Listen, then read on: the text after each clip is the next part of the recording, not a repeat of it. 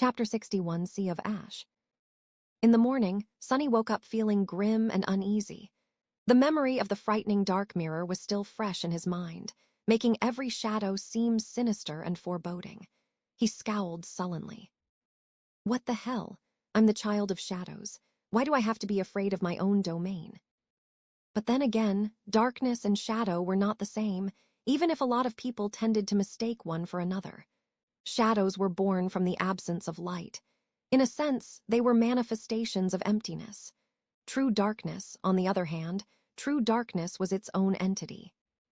In a sense, shadows shared more in common with light than they did with darkness. I guess they do they? Philosophical debates with his internal monologue were not the best way to start the day, at least as far as Sunny was concerned.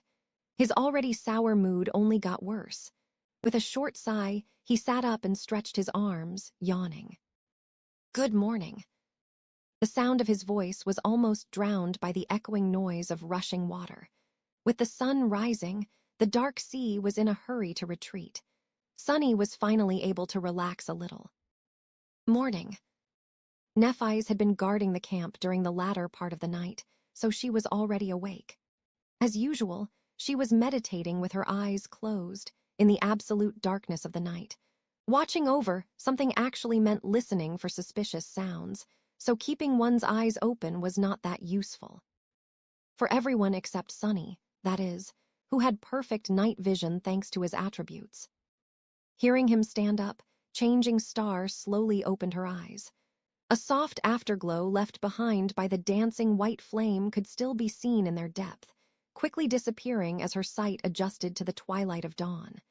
She looked at Sunny and offered him a polite smile. In the past 2 weeks, Nephi's had also been training, perhaps even more diligently than him. However, she wasn't trying to improve her swordsmanship. She was actually trying to learn how to behave like a normal human. As the result, their interactions had become slightly less awkward, for the most part. Sunny was able to recognize Changing Star's efforts, because they were very similar to a phase he himself had gone through many years ago. On several occasions, he had caught her intently observing how Cassie talked and behaved around them. Sometime later, Neph would randomly try to mimic small details of her friend's behavior. The results were a mixed bag, to say the least. The first time she tried to greet him with a smile in the morning, Sunny panicked and almost summoned the azure blade. However, Nephi's was very smart and persistent. Today, her polite smile looked almost natural. He had no idea why Changing Star decided to work on her social skills. Of all things, during their perilous journey through the monster-infested hellscape that was the Forgotten Shore. But he didn't mind. It was actually rather entertaining to watch. Watching her torture herself every day, enduring terrible pain in hopes of learning to better control her aspect ability, on the contrary, was not fun at all. They never talked about it, but Sunny knew that every time Nephi's pretended to meditate, she was actually subjecting herself to the excruciating agony of her flaw. When he thought about it, his heart ached. Sunny wasn't used to feeling such things, but he suspected that this was what other people called compassion. At least it was similar to how it was described in books and dramas. Not that he knew a lot about that stuff. After they had breakfast, Nephi's stood up and looked at the beam of light falling through the nearest gap between giant vertebrae. Turning to Sunny, she said, "Let's study the surroundings." They needed to get the lay of the land and decide on their next step. Usually, that implied looking for the nearest natural features that were high enough to stay above the surface of the sea and deciding on which one they would try to reach next. Then came a day or two of scouting and hunting, followed by moving the camp to that feature. Sunny gave her a nod. All right. He summoned the Echo to guard Cassie while they were away and left the Shadow behind to keep an eye out, just in case something happens. Then Sunny followed Nephi's to the gap.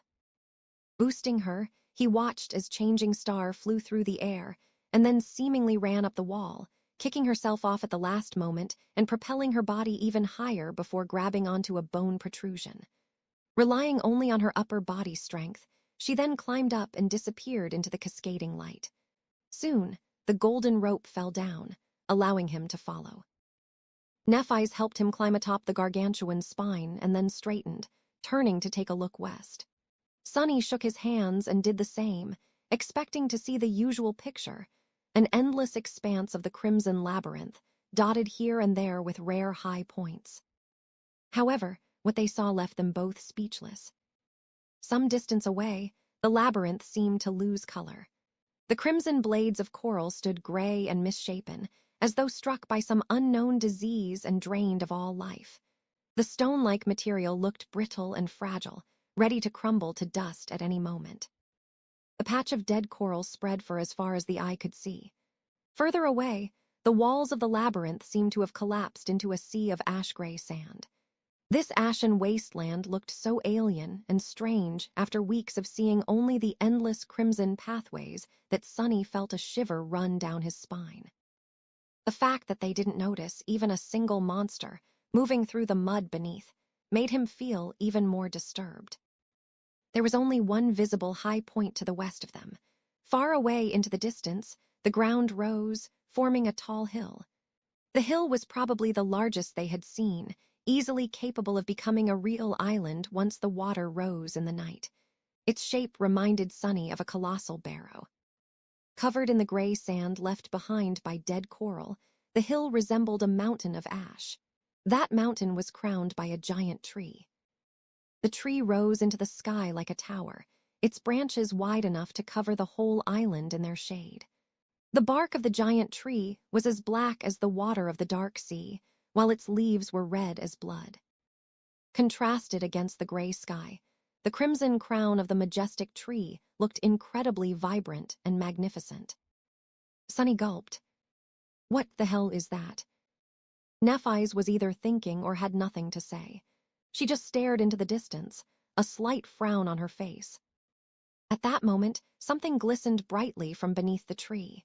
The glimmer was clear and easily visible even from their position, like a beam of sunlight reflected by a large mirror. A moment later, it was gone, only to appear again after a few seconds. A mirror. Sonny shivered, remembering the previous night. For some reason, the bright glimmer suddenly seemed to become menacing. After some time had passed, he addressed Neph again. What do you think? She lingered a bit before turning to him. While Changing Star was deliberating on what to say, he glanced at the ashen wasteland again. Finally, she spoke. This is the only way west. Sonny grimaced and looked away. He didn't like this turn of events one bit. So we're going. Nephi's turned to face the giant tree, and as though affected by its grandeur, hesitantly shrugged. Do we have a choice? Sometime later, they abandoned the remains of the giant sea monster and moved west, planning to check the situation inside the wasteland that lay between them and the Ashen Barrow. Initially, they weren't planning to approach the strange island. However, things turned out to be rather unusual once they entered the wasteland. With gray sand under their feet and dead coral walls surrounding them, the group was fully prepared to face unknown danger. Despite the fact that they had not seen any monster moving through this area from the top of the Leviathan's spine, neither Sonny nor Nephi's truly believed that no one was going to attack them in this strange region of the labyrinth. There were too many ways for the nightmare creatures to hide themselves, and if there was one thing the sleepers had learned during their time on the Forgotten Shore, it was that everything here was either deadly or concealing something capable of killing them. In that regard, their first encounter with the carnivorous worms was especially traumatic. However, their common sense turned out to be wrong this time around. The wasteland was quiet and empty, completely void of any signs of life. The absence of monsters was, in theory, supposed to make Sonny feel better, but he felt even more nervous than usual instead. This whole situation reeked of danger. It was strange and unnatural. If even the monsters were afraid to approach this place, what were they doing walking deeper and deeper into the wasteland of their own free will? Were they fools not to turn around and run away immediately?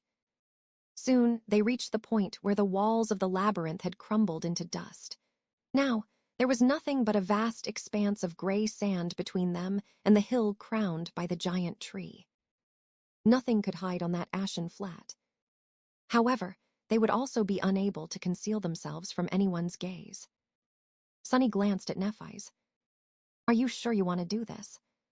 Changing Star scowled and lowered her chin. Then, looking forward, she scowled and said, "Let's go." Chapter 62, Hide and Seek. As soon as they left the familiar confines of the labyrinth and stepped into the vast expanse of the ashen wasteland, Sunny felt strangely uncomfortable. It was as though he had unknowingly turned slightly agoraphobic while traveling through the complicated madness of the Crimson Maze. He had grown accustomed to being surrounded by tall walls of coral, with endless tangled paths stretching in all directions for as far as he could see. Despite the fact that the labyrinth was hiding numerous dangers, it also offered a strange sort of safety.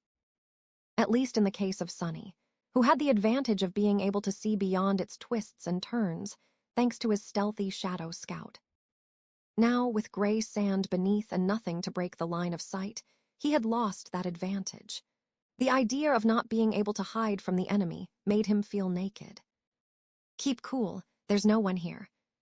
That thought, which was supposed to calm him down, had the opposite effect instead.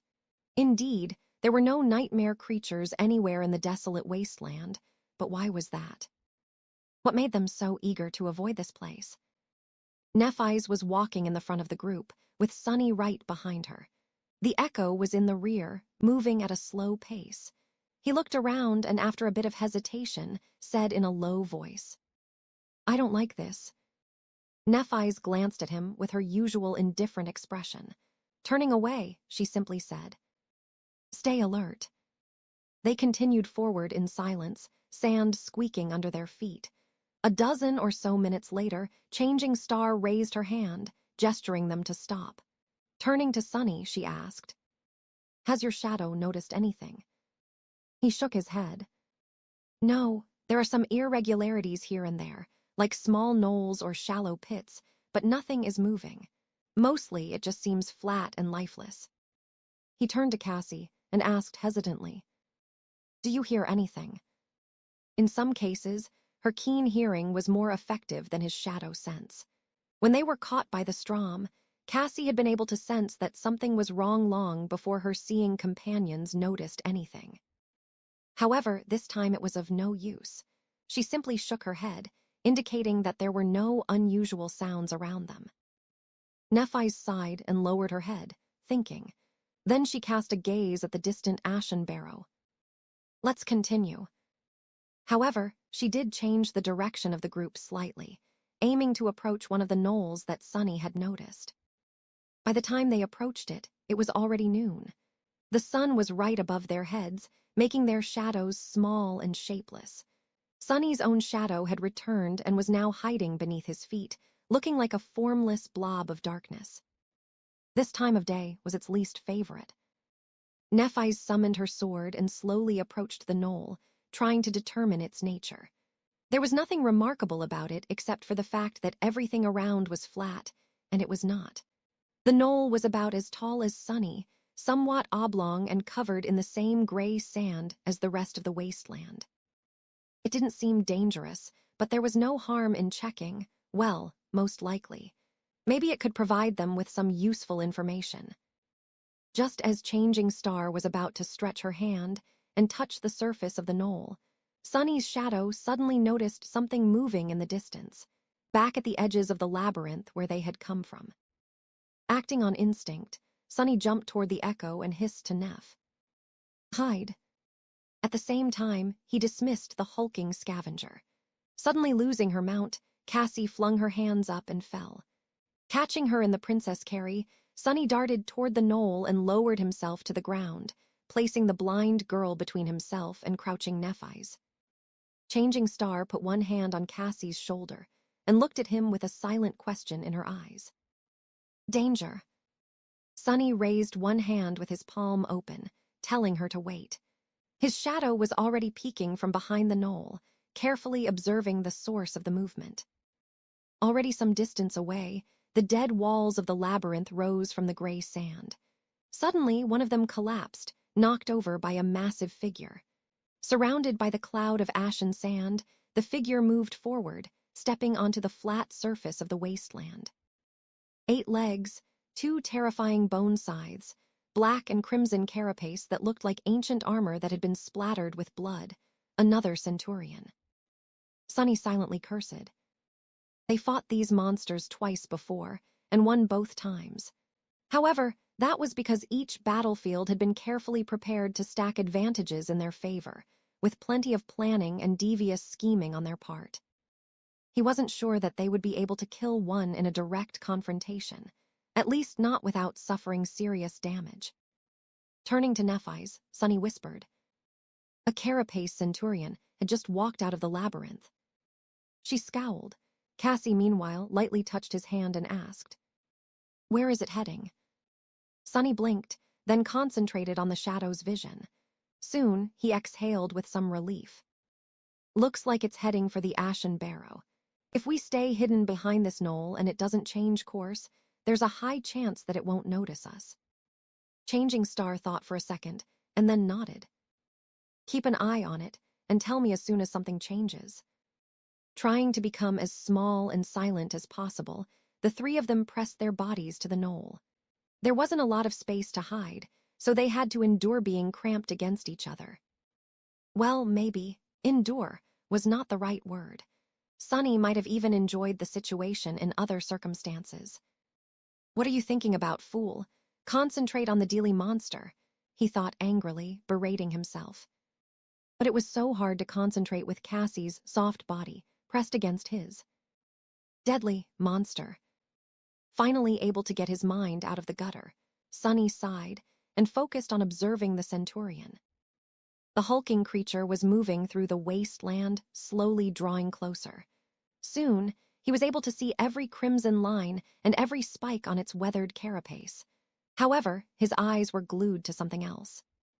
Cautiously held between the centurion's sides, a beautiful crystal was gleaming with hypnotic inner light. It was bright and strangely alluring.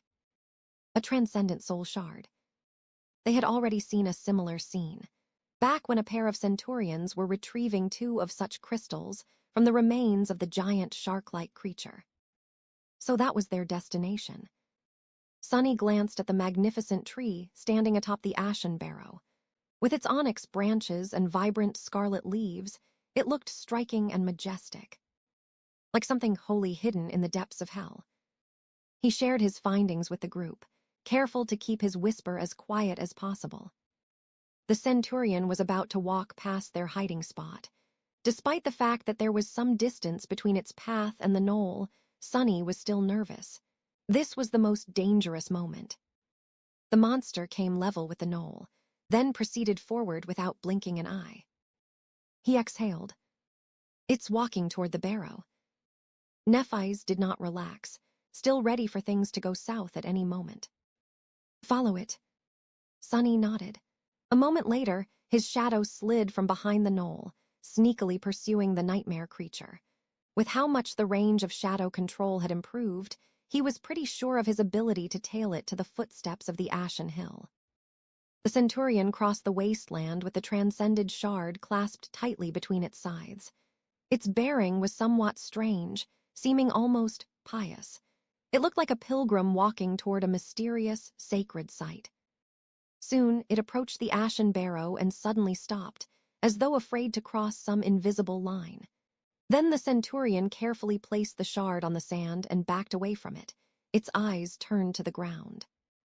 After distancing itself from the gleaming crystal, the massive creature kneeled. Sunny had to rub his eyes to make sure that he wasn't seeing things. He was. The carapace centurion bent its 8 legs and lowered itself to the ground, submissively placing its terrifying scythes in front of its bowing torso. Noticing Sunny's strange behavior, Nephi's raised an eyebrow. What is it? He hesitated. Wait. At this moment, his shadow, which was safely hidden some distance away from the kneeling monster, noticed a slight change on the surface of the Ashen Barrow. The bright glimmer they had seen from the top of the Leviathan's spine was back. Only this time, it was even more blinding. The glimmer rose into the air from the shadows cast by the branches of the towering tree and moved, slowly approaching the footsteps of the hill. When Sunny was finally able to discern the source of the shining, his eyes widened. Feeling a cold shiver running down his spine, he forgot to breathe. Chapter 63, Lord of Ashes. Moving through the ashen sand and piles of fallen leaves, a giant monster was coming down the hill. Sunny gulped, his expression turning dark. The creature was as large as a house, with its 8 segmented legs resembling tall pillars. Its form was similar to that of scavengers and centurions, comprised of a crab-like carapace and a protruding, somewhat humanoid torso. However, this was where the similarities between them ended. Instead of chitin, the behemoth's shell was seemingly made out of polished, lustrous metal. It was as though its whole body had been once submerged into a crucible of molten steel, emerging from it encased in an impenetrable suit of shining armor. Beams of sunlight were reflecting from the chrome surface of the carapace, creating the bright glimmer Sunny had noticed. Massive but strangely elegant, the steel monster resembled a giant knight. Sunny was ready to swear that he had noticed the shapes of 7 stars carved into its chest. However, that knight was corrupted and evil. It radiated a sinister aura, like a demon summoned from hell to sow death and slaughter. The polished armor of the creature was covered with long, jagged spikes. Its humanoid torso had 4 mighty arms, 2 ending with powerful pincers, the other 2 with razor-sharp, terrifying scythes. The demon's head was more pronounced than that of a scavenger and crowned with several tall, sharp horns. Its metal face was almost human-like, but simultaneously repulsively monstrous and bestial. Just looking at it made Sunny's skin crawl. That thing is scary. Whatever that creature was, its rank within the Carapace Legion was clearly higher than that of a centurion, not to mention of a lowly scavenger. It was the next step in their evolution. A general or a commander, perhaps. What were they called? Legates, praetorians. Holding his breath, Sunny watched as the Carapace demon descended from the ashen barrow. Stopping in front of the transcendent soul shard, it looked briefly at the kneeling centurion. The deadly awakened monster shrank under its gaze, as if terrified of the larger nightmare creature. Sunny knew how it felt, since he did the same when the behemoth's eyes had briefly glided past his shadow's hiding place. Not paying the centurion any attention, the Carapace demon picked up the gleaming crystal and turned around. Then, it unhurriedly returned to the shade of the giant tree's branches. Sunny slowly exhaled. "Sunny, what is happening?" He looked at Cassie, whose face was full of worry and curiosity. After hesitating for a little while, he said, "There's a new threat. Stay quiet a bit longer, I'll explain later." Back at the footsteps of the tall hill, the Carapace centurion was finally ready to stand up again. Sunny was in a dilemma. He had to follow the monster to make sure that it doesn't stumble on their hiding place on its way back to the labyrinth. However, he was also extremely curious to see what the Carapace demon was up to in its lair on the top of the ashen barrow. There was no time to think things through properly. Making a hasty decision, Sunny sent his shadow sliding over the gray sand. It masterfully avoided the Carapace centurion's eyes and was already climbing the tall hill a few seconds later. One look, I'll just take one look. Hiding in the deep shade cast by the majestic tree's scarlet crown, the shadow glided up the slope and approached the place where the Carapace demon had disappeared from its sight. On top of the hill, the ground was covered with fallen leaves. The ashen barrow was indeed larger than any high natural feature they had encountered before, vast and spacious as an actual island. However, the traces left behind by the massive creature's pillar-like legs could be easily seen. They led the shadow to the center of the island, where the obsidian tree's enormous trunk was rising from the ground, with its broad roots stretching in all directions. The Carapace demon was standing beneath the tree, looking up at its lower branches. The transcendent shard was still clenched in its pincer. What is it looking at?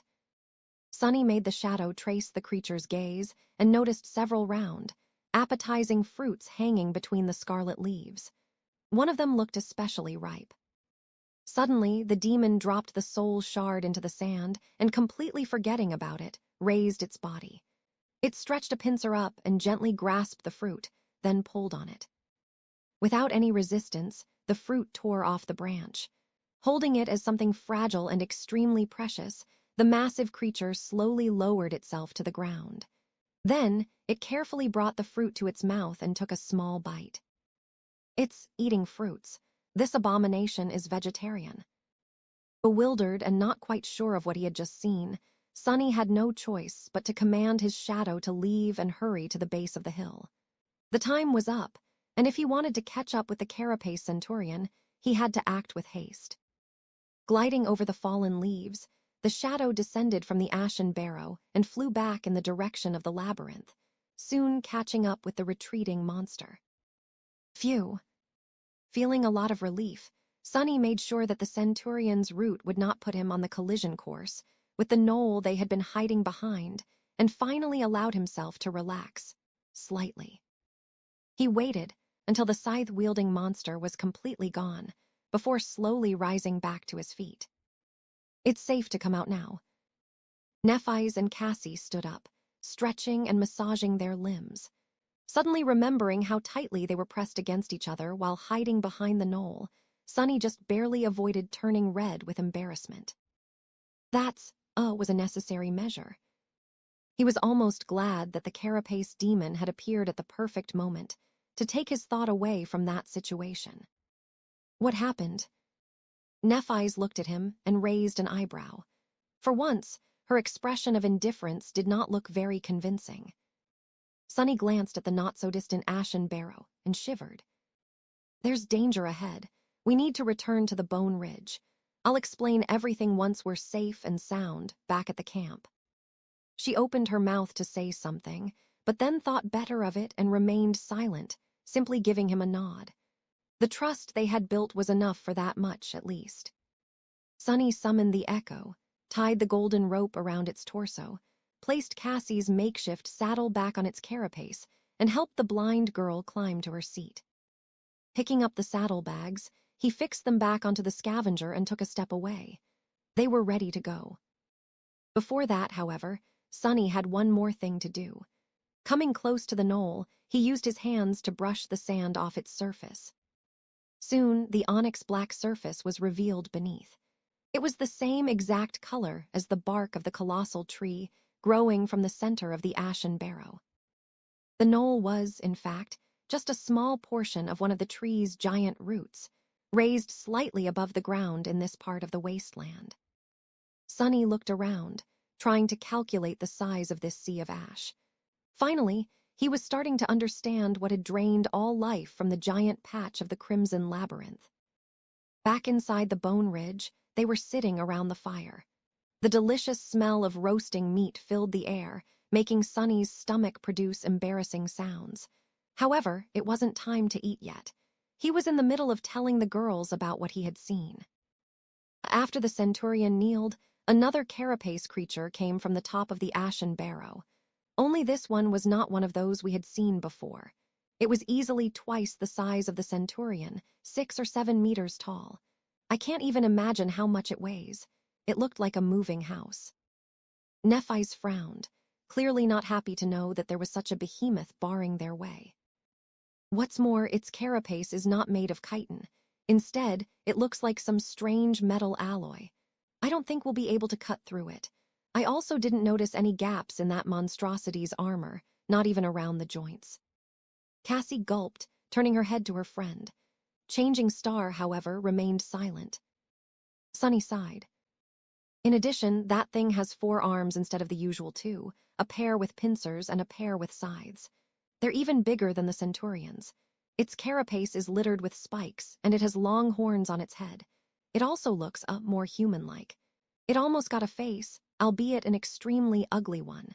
And its eyes, well, I think that it is more sentient than anything we had faced before. Nephi's was thoughtful. After a while, she said, "It is probably an awakened demon." Nightmare creatures with 1 soul core were called beasts. The ones with 2 cores were called monsters. 3 cores belonged to a class of creatures known as demons, with devils right above them with 4 cores. Sunny gave her a nod, indicating that he was in agreement with her conclusion. Or maybe a devil. In any case, I think we should avoid that scary bastard at all cost. Changing Star stared at him, tilting her head a little. For a minute or so, there was only silence. Sunny gritted his teeth, then sighed, then blinked a couple of times. Finally, he gave her a doomed, crooked smile. Let me guess, you want to kill it. Chapter 64, Pursued by Demons. Let me guess, you want to kill it. Nephise continued to stare at him with her usual unreadable expression. After a while, Sunny chuckled and shook his head in disbelief. You really are crazy. That's an awakened demon we're talking about, remember? Have you forgotten that we're just sleepers? Then he frowned and scratched his head. Wait a second. I feel like we already had this conversation before. Doesn't it feel familiar? Cassie glanced at the two of them and politely cleared her throat. Actually, you had said pretty much the exact same thing right before we decided to attack that first carapace Centurion. Sunny beamed. Yes, exactly. And how did that end up? I almost got killed. Nephise shrugged indifferently. You survived, didn't you? He froze with his mouth open, too flabbergasted by the sheer audacity of her remark to answer immediately. A few seconds later, Sunny was finally able to speak again. That's not the point. Cassie gently touched her friend on the shoulder and whispered. Neff, that's not a very nice thing to say. Changing Star's face flushed a little. Glancing aside, she hesitated and said, What I meant to say is, we've won in the end, didn't we? It was a risk we had to take and it paid off. We've grown stronger since then. Sunny had a feeling that the fight against the carapace demon was already inevitable, but couldn't bring himself to stop protesting, solely out of principle. But that thing, it's huge. It's so tall you won't even be able to poke it with your sword. What are we going to do? Asked the bastard politely to lower itself to our level. Neff frowned and looked at him with displeasure. It's just an awakened demon, I know. Sunny sighed and shook his head again, feeling like he was talking to a stone wall. Changing Star's mind was still a mystery to him. He had realized a long time ago that there was a deep, dark well hidden behind her seemingly radiant exterior. No one pushed themselves that hard, endured that much, went that far unless they were being pursued by demons of their own. He knew that from experience. And judging by how far ahead of everyone he had ever known Nephise was, her personal demons were especially dreadful. Much more dreadful than the terrifying carapace demon, at least. But although Sunny understood that she was running from something, he had no idea what destination she was so desperate to reach. Just why was she so hellbent on finding that damned human castle, even more so than Sunny himself? His burning desire to come back to reality and rip all the rewards that the world owed him was so intense that it would frighten most people to death. There were very few things that he wasn't willing to do to achieve his dream. However, it only had meaning for as long as he stayed alive. Nephise, on the other hand, seemed to pursue a goal that held more meaning than her life. Why else would she be so willing to risk it? Sunny just couldn't understand that logic. It was irrational and paradoxical. What can be more important than your life? If you die, you won't be able to enjoy the fruits of your labor anyway. He looked Nephise in the eyes and said, Back when we agreed to fight the carapace Centurion, we did so because there was no other choice. We were literally stuck on a rock with it. What about now? Don't we have a choice to avoid the Ashen Barrow? She stared at him for a while, and then simply said, That's the only way west. Sunny laughed. That is the truth, I'll give you that. When his laughter died down, he wiped the corner of his eye and said, all right, that makes sense. But believe me when I say it, as the only one who actually saw the carapace demon, we won't be able to defeat it in a fight. Nephise scowled. Your point. Sunny spread his hands. Don't misunderstand. Yes, we can't defeat it, but... A dark smile appeared on his face. That doesn't mean that we can't kill it. Changing Star thought about it, then raised an eyebrow and asked, You have a plan? Sunny shook his head. Not yet, not entirely. Let me sleep on it. However, there's one thing I know for sure. He looked west, remembering the carapace demon's disturbing, bestial face. In the ensuing silence, Cassie turned her head to face him and asked with curiosity. What is it? Sunny blinked. Oh, yes. It's pretty simple, really. Unlike the scavengers and centurions, that thing appears to be rather intelligent, which means that it can be deceived. They spent another uneventful night inside the dead Leviathan's spine. As far as their camps went, this one was probably the safest. There was a certain comfort in being surrounded by walls from all sides, even if they were made out of bone. Sleeping on top of cliffs and coral mounds, just meters away from the surface of the dark sea, exposed to elements, was not very restful. Sunny even entertained the thought of suggesting to Nephis that they should stay here for a while, a few weeks, or even months if needed. They could slowly explore the surrounding areas, hunt monsters, and grow stronger. Then, after absorbing hundreds of soul shards and shadow fragments, armed with dozens of memories, and even a few more echoes, perhaps, they could attack the carapace demon and be more sure of success. However, he quickly realized that it was a bad idea. The Forgotten Shore was perilous and unpredictable. They were rather successful in conquering its dangers so far, but it was too easy for the situation to change. One moment of bad luck was enough to doom them. One wrong turn, one unfortunate encounter, one more enemy than they were able to handle, and their lives would be over. And that was only in regard to the usual menagerie of abominable horrors they had to fight on the daily basis. The labyrinth hid much more terrifying secrets and existences, not to mention the unimaginable terrors of the deep dark sea. Every additional day they spent here gave a chance for something fatal and unavoidable to happen.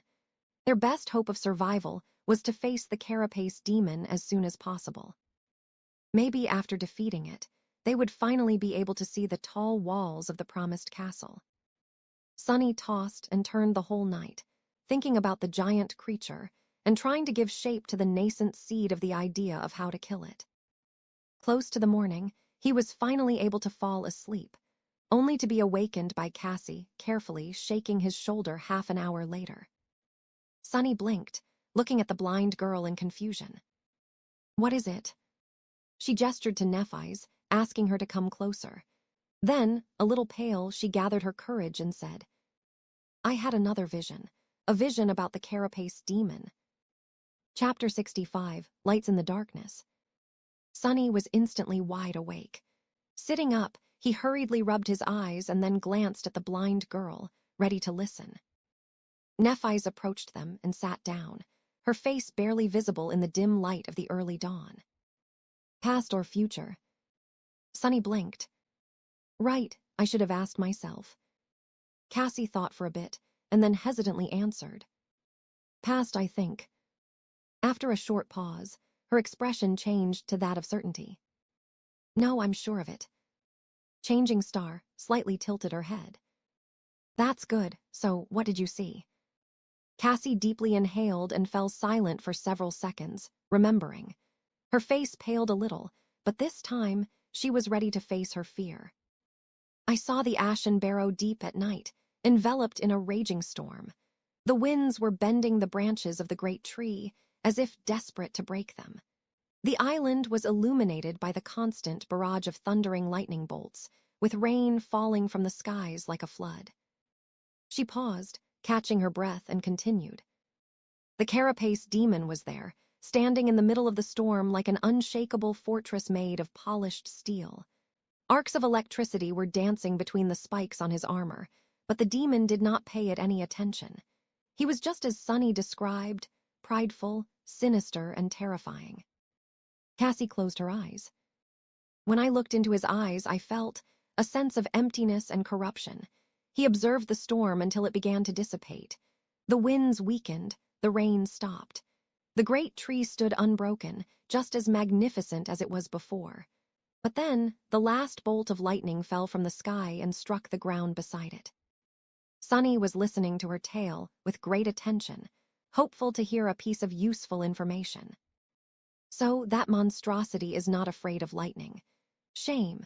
With its metal carapace, I was almost tempted to try and lure it from under the tree during a storm. Apparently, that wouldn't work. Meanwhile, Cassie was ready to carry on. That bolt of lightning could never hurt the carapace demon, let alone the miraculous tree. However, when it hit the ground, it ignited the fallen leaves that cover the ashen barrow's surface. Soon, a large part of the island was engulfed in fire. In the absolute darkness of the night, it shone like a beacon. Sunny perked up, remembering something. Back when the three of them first met at the beginning of their deadly adventure through the dream realm, the girls mentioned that the light he had seen from the giant knight's statue a few nights prior was indeed made by them. However, making that fire had turned out to be a big mistake. At night, any source of light was like a lure for the monsters of the forgotten shore, including the terrifying creatures that lurked in the depths of the dark sea. That's why, ever since, they were careful to never light a fire after sunset, preferring to endure the darkness instead of attracting unknown horrors from beneath the waves. Having a guess of what had happened next in Cassie's vision, he waited for the blind girl to continue. Her voice trembled a little. Before the flames died down, the dark sea surged, and a thing crawled out of it, covering almost the entire slope of the ashen barrow with its body. It looked like a mass of bones and rotten flesh connected by black seaweed, with thousands of horrible eyes staring at me hungrily from beneath, coiling tentacles seething as it pushed itself toward the great tree. Her face turned slightly green. Just remembering the abomination made Cassie feel nauseated, but she gritted her teeth and did not stop speaking. That was the most repulsive creature I've ever seen. However, it seemed slow and clumsy, as though being ashore, outside of the black water, was weakening it. The carapace demon did not hesitate to lunge at the creature, completely ignoring the fact that it was at least 10 times his size. It was like he completely lost his mind, enraged by the intrusion on the island. Nephi suddenly spoke. How did the demon survive? The blind girl hesitated. I don't know. I didn't see the battle itself, only its beginning and its end. At the break of dawn, the carapace demon crawled back into the shade of the great T. He was severely wounded, with several of his legs missing and his sides covered by a spiderweb of cracks. The fire was gone, and there was no sign of the sea creature anywhere in sight. She paused for a moment, and then said in a quiet voice, "The most terrible wound was on his chest. The steel armor of the demon was fractured and split apart, revealing the beating heart inside. Rivers of azure blood were flowing from the wound, mixing with the ashen sand.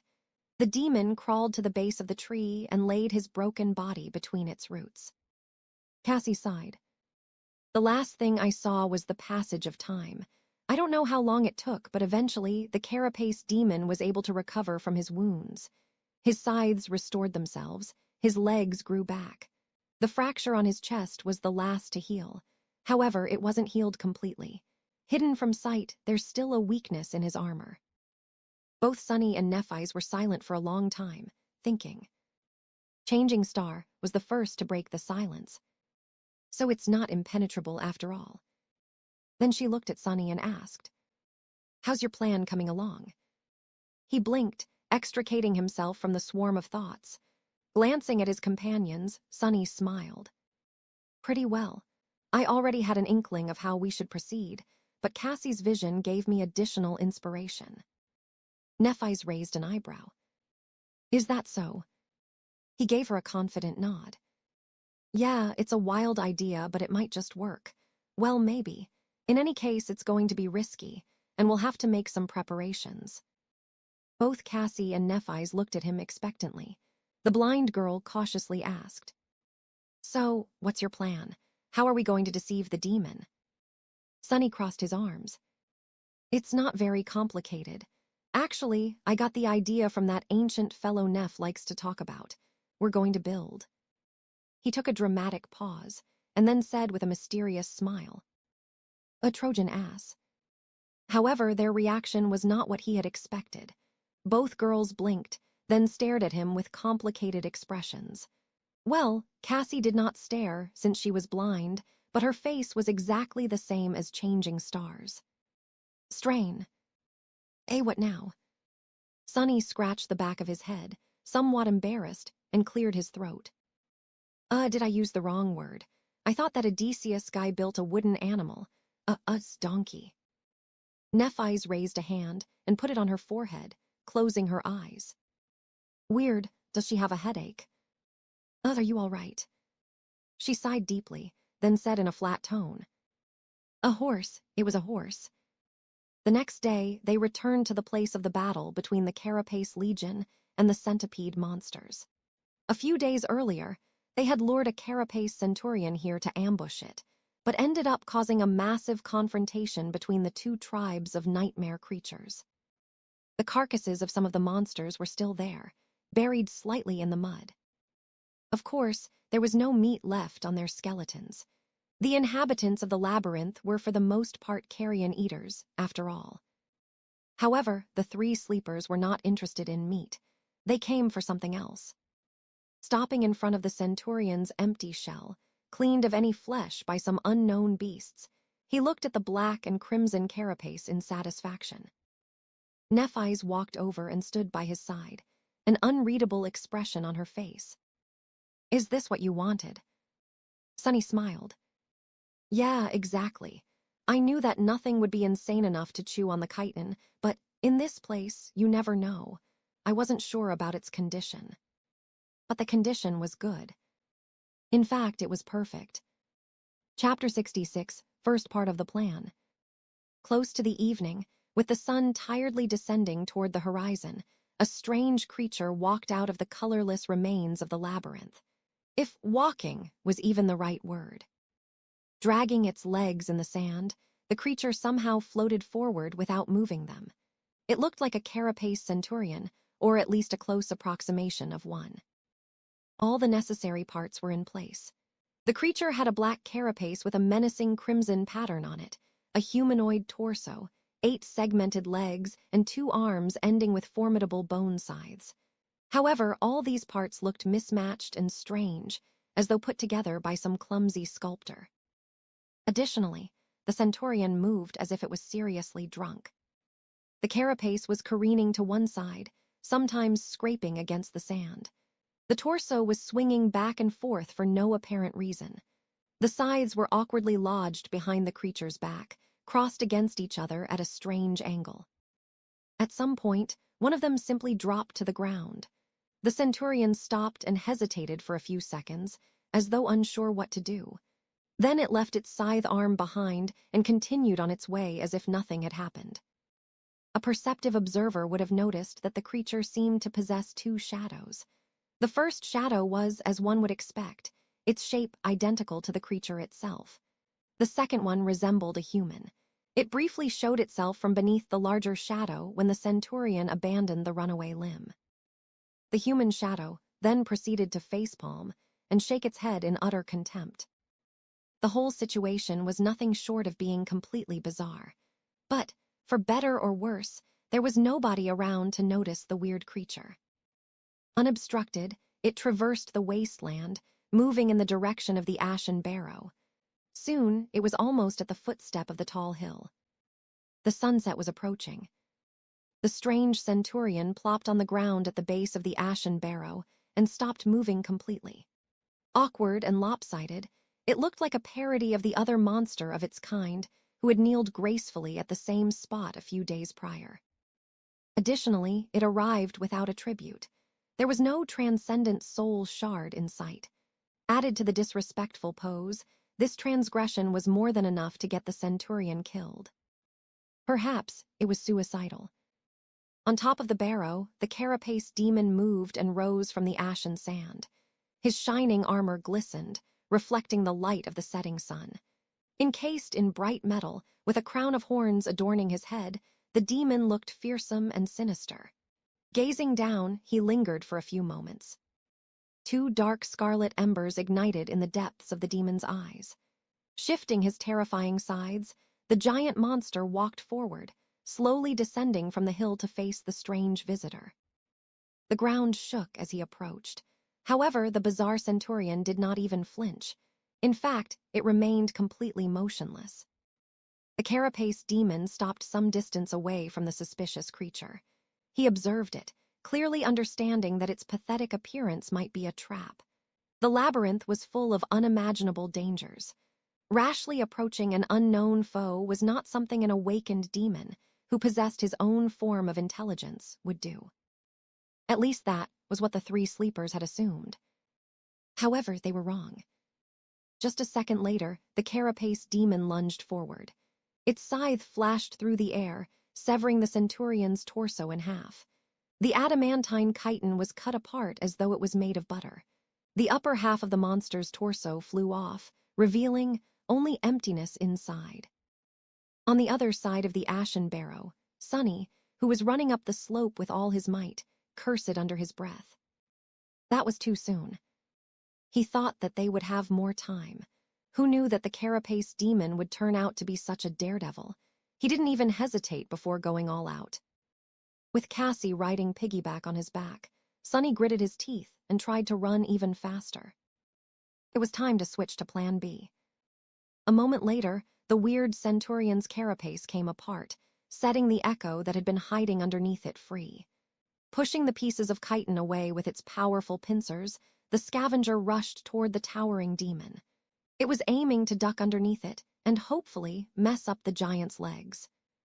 The first part of Sonny's plan was rather simple. They were going to use the remains of a dead carapace centurion to disguise the echo, which was much smaller in comparison, as one of the officers of the Carapace Legion.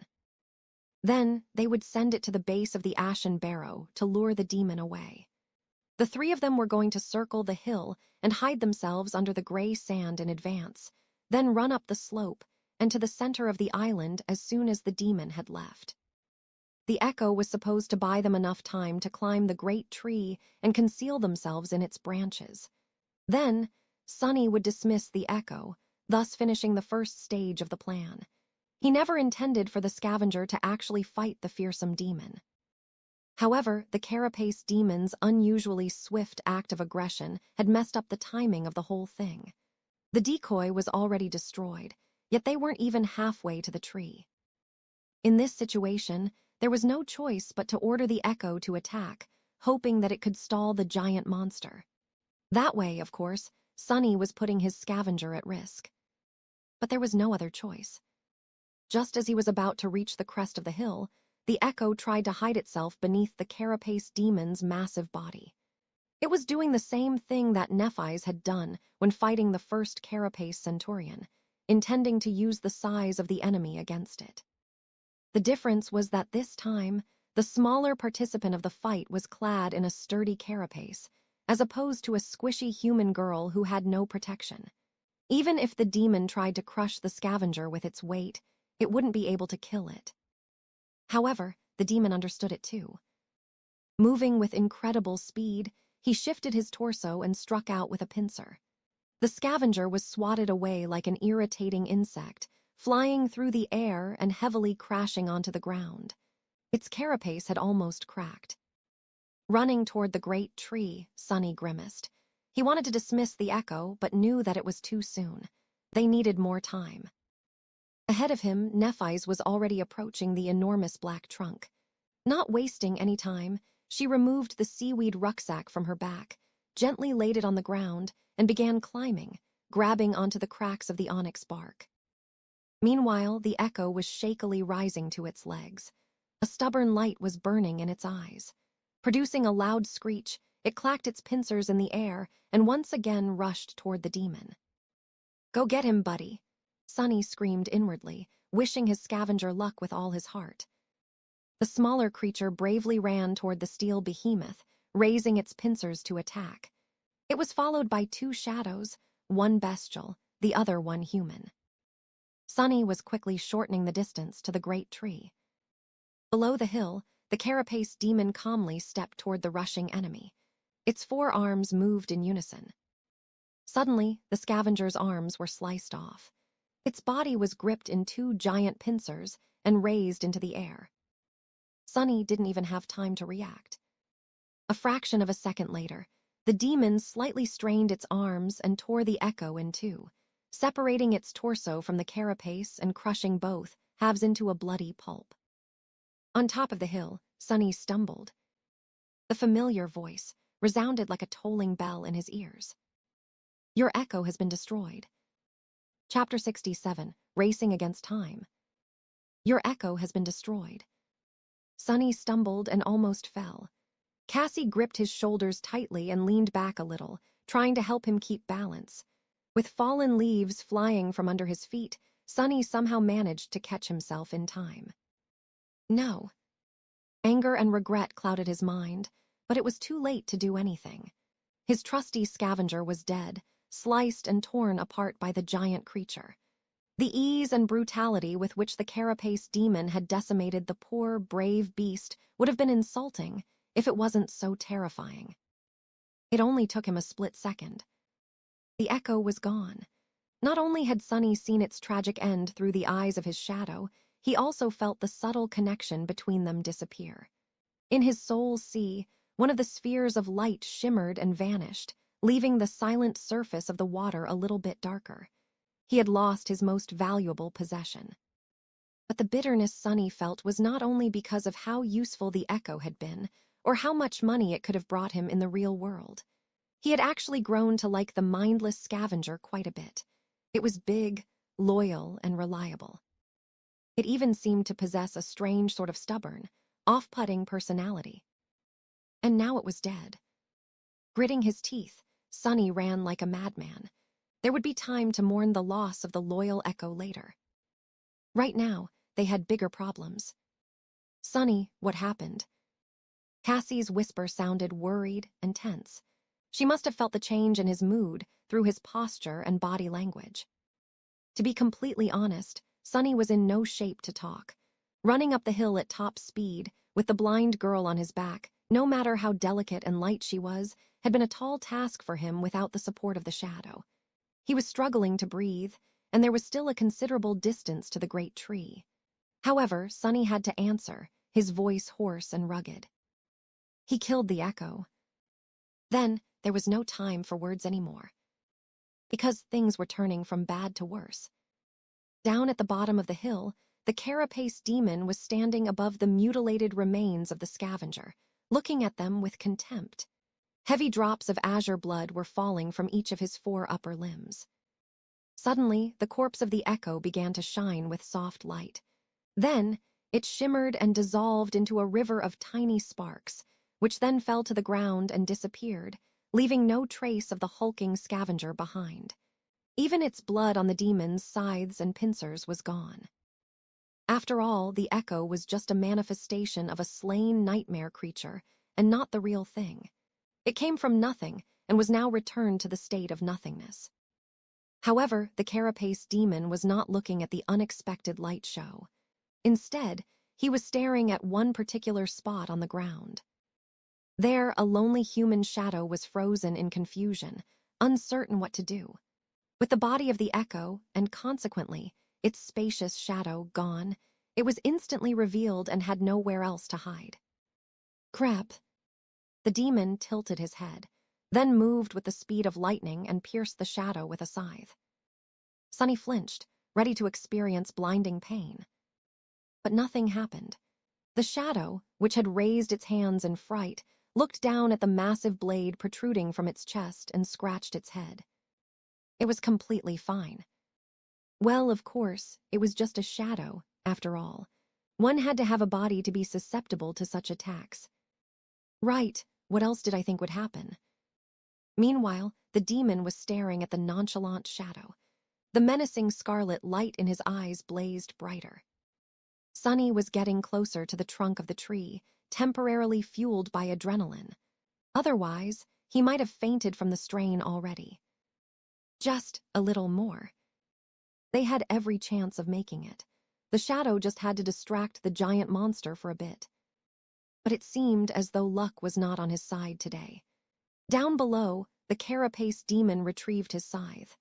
However, instead of attacking the human shadow again, it suddenly turned around and cast a dark look at the top of the ashen barrow, where the giant tree stood in all its magnificent beauty. The bastard was smart after all. Curse it all. Forgetting about the shadow, the behemoth lunged forward, rushing back up the tall hill's slope. It moved with frightening speed, covering a dozen meters with each second. "Get back here," Sonny screamed to his shadow as he approached the trunk of the tree. Helping Cassie climb down from his back, Sonny picked up the rucksack that Nephi's had left behind and handed it to the blind girl. "Be gentle with that." Cassie nodded, well aware of the contents of the rucksack, and carefully hung it on her shoulder. At that time, Changing Star had already reached the lowest branches of the great tree. Not wasting any time, she moved to a spot above her companions, summoned the golden rope, and threw one of its ends down. Catching the rope, Sonny quickly tied a loop and handed it to Cassie. "You go up first." The blind girl hesitated for a moment, then accepted it. Just as she was about to put her foot inside the loop, Sonny suddenly stopped her. "Wait, summon your staff." The wooden staff that Cassie used to walk was actually a magical item capable of summoning strong winds. In their travels, they rarely had a cause to use it, but now it could come in handy. Surprised and unsure of the reason, she nevertheless did as he had asked, summoning the memory from her sea of soul. The wooden staff appeared in her hand. Sonny lightly hugged the blind girl from behind and turned her body, guiding the hand holding the staff in the necessary direction. Then, he said, "Now summon the wind."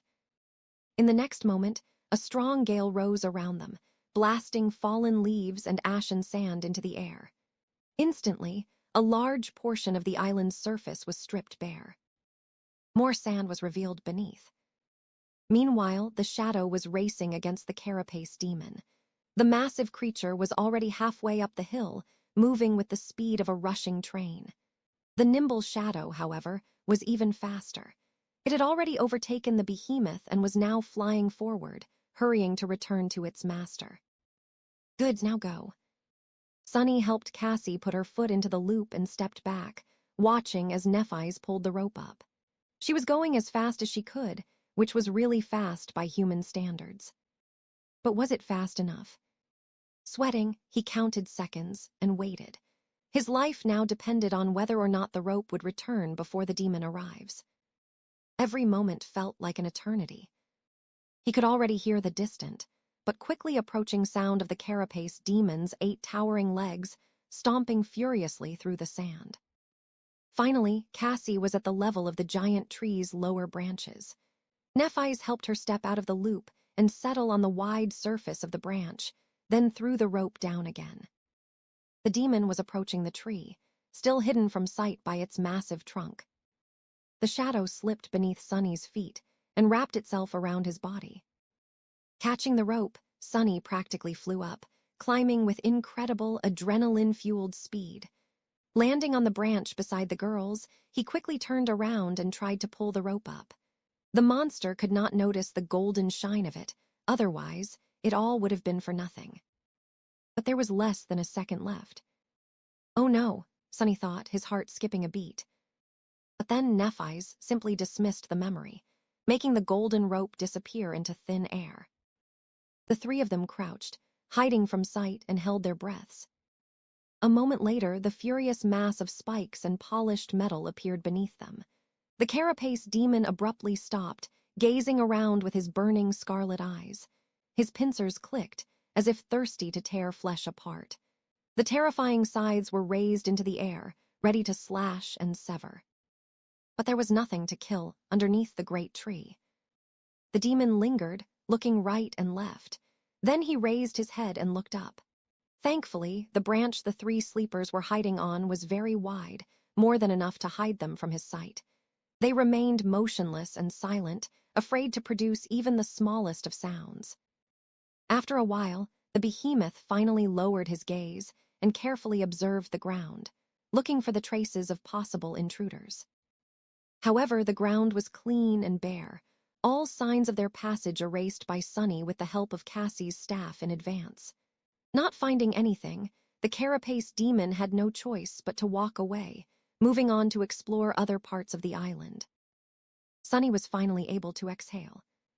Some distance away, the demon reached the edges of the area affected by the magical gale. There, he finally found two sets of footprints, one left behind by Nephi's, the other one by Sunny. With an angry roar that sounded like the clamor of tearing metal, the giant creature rushed down the slope of the ashen barrow, following the footprints to the wasteland beneath. However, the gray desert was desolate and empty, with no living creature in sight. It was colored crimson by the setting sun. At that moment, the ground shook slightly, and a thunderous rumble resounded throughout the labyrinth, bringing with it chilling wind and the smell of salt. The dark sea was returning. Throwing one last hateful gaze toward the wasteland, the carapace demon turned around and slowly headed back to the top of his barrow. Chapter 68, Beacon of Death. Sunny, Nephi's, and Cassie sat on a branch of the great tree, waiting for the sun to set. The branch was wide enough to accommodate twice as many people, so they weren't worried about being spotted from the ground. Still, they remained silent and motionless, wary of the giant monster that sometimes appeared beneath their hiding place. The sound of his footsteps sent shivers through the tense bodies of the three sleepers. Not once since coming to the forgotten shore had Sunny hoped for the night to come faster, but there was a first time for everything. They could only proceed with the next step of the plan after darkness had fallen, so there was nothing to do now but wait. Sitting with his back against Neph and Cassie, Sunny stared into the distance and tried not to think about anything. Obsessing over past mistakes and future risks was only going to dampen his resolve, and it was already in short supply. Meeting a setback so early into the plan really threw Sunny off his game. He still couldn't recover from the sudden loss of the precious echo. Of course, he knew beforehand that many things could go wrong. In fact, he had even warned the girls that there were too many unpredictable elements, and thus it was impossible to reliably predict their chances of success. Nevertheless, he had not expected to lose the strongest member of their group at the very beginning. The first stage of the plan was supposed to be the safest. Things to come were going to be much more dangerous. Sunny looked at the darkening skies, barely visible through the thick canopy of the great tree's crown, and listened to the noise of the rising sea.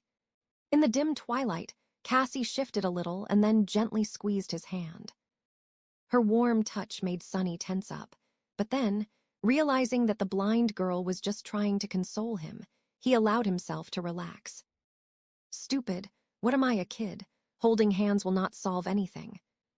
But despite these grumbling thoughts, Sunny reluctantly realized that he did feel a bit reassured, with no logical reason at all. Maybe they were going to pull this off after all. If this was their will, who dared to stop them? Soon, the night descended, drowning the world in absolute darkness. The ashen barrow had become an island in the black, undulating void of the dark sea. The breaks of the great tree swayed gently in the darkness, their vibrant scarlet leaves now indistinguishable from the obsidian surface of the wood. The leaves whispered and rustled, creating a calming melody in the threatening murmur of the surging waves. Sunny sighed, knowing that the moment of truth was approaching. He was sure of his plan as far as it was possible to be sure of anything in this cursed place, but he also knew all the risks and all the things that could go wrong. At the end of it all, they were still tossing a coin, hoping that its fall was not going to spell their doom. He felt Neph's position shift. She turned her head and glanced in his direction, a calm expression on her face.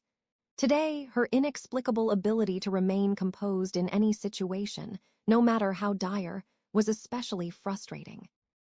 Even though Changing Star could not see anything in the pitch-black darkness of the starless void, she knew that he would notice her questioning look. Sunny closed his eyes, then opened them again and slowly exhaled. Let's begin. The three of them moved, performing a rehearsed set of motions. Cassie carefully shifted to the side, giving Sunny and Nephi's space to do what needed to be done. Sunny gently placed the seaweed rucksack between himself and Neph, then opened it. His motions were slow and cautious. Inside the rucksack, two large clay containers lay surrounded by several layers of soft seaweed fiber. These jars were made by Sunny himself, and as such were not particularly sturdy. After all, he wasn't a craftsman, All his knowledge about pottery was received in a single day of listening to teacher Julius's rants about the importance of clay in the development of human civilization. Still, he at least remembered the basics. Inside the jars, all the oil they had gathered from the centipede monsters splashed around, making Sunny's heartbeat unsteady. A centipede monster had 2 sacs in its body, each containing a different oily substance. When mixed, these substances produced an incredibly corrosive, deadly oil that could eat through a scavenger's carapace in seconds. It was also highly flammable. The jars contained the 2 components of the centipede oil. If they were to break during their run to the great tree, allowing the components to mix, well, there was a reason why the rucksack was entrusted to Nephi's, while Sunny carried Cassie despite his inferior physical endurance. The centipede oil was the centerpiece of his plan. Placing the clay jars on the branch, Sunny took out one last thing from the rucksack.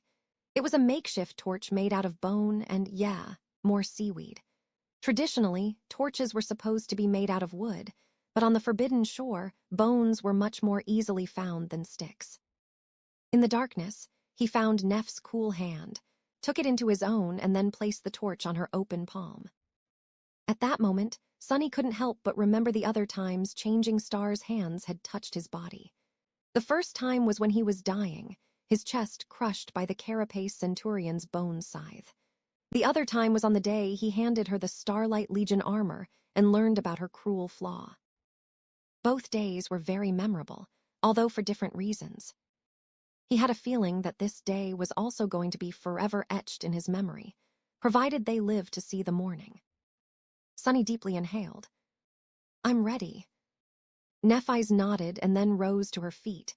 Standing tall, she grasped the torch and closed her eyes as though praying. Clad in white armor, with her silver hair dancing in the wind, she looked like a beautiful, solemn angel. Then white radiance ignited beneath her eyelids. In the next moment, bright fire burst from beneath her hands, igniting the top of the torch.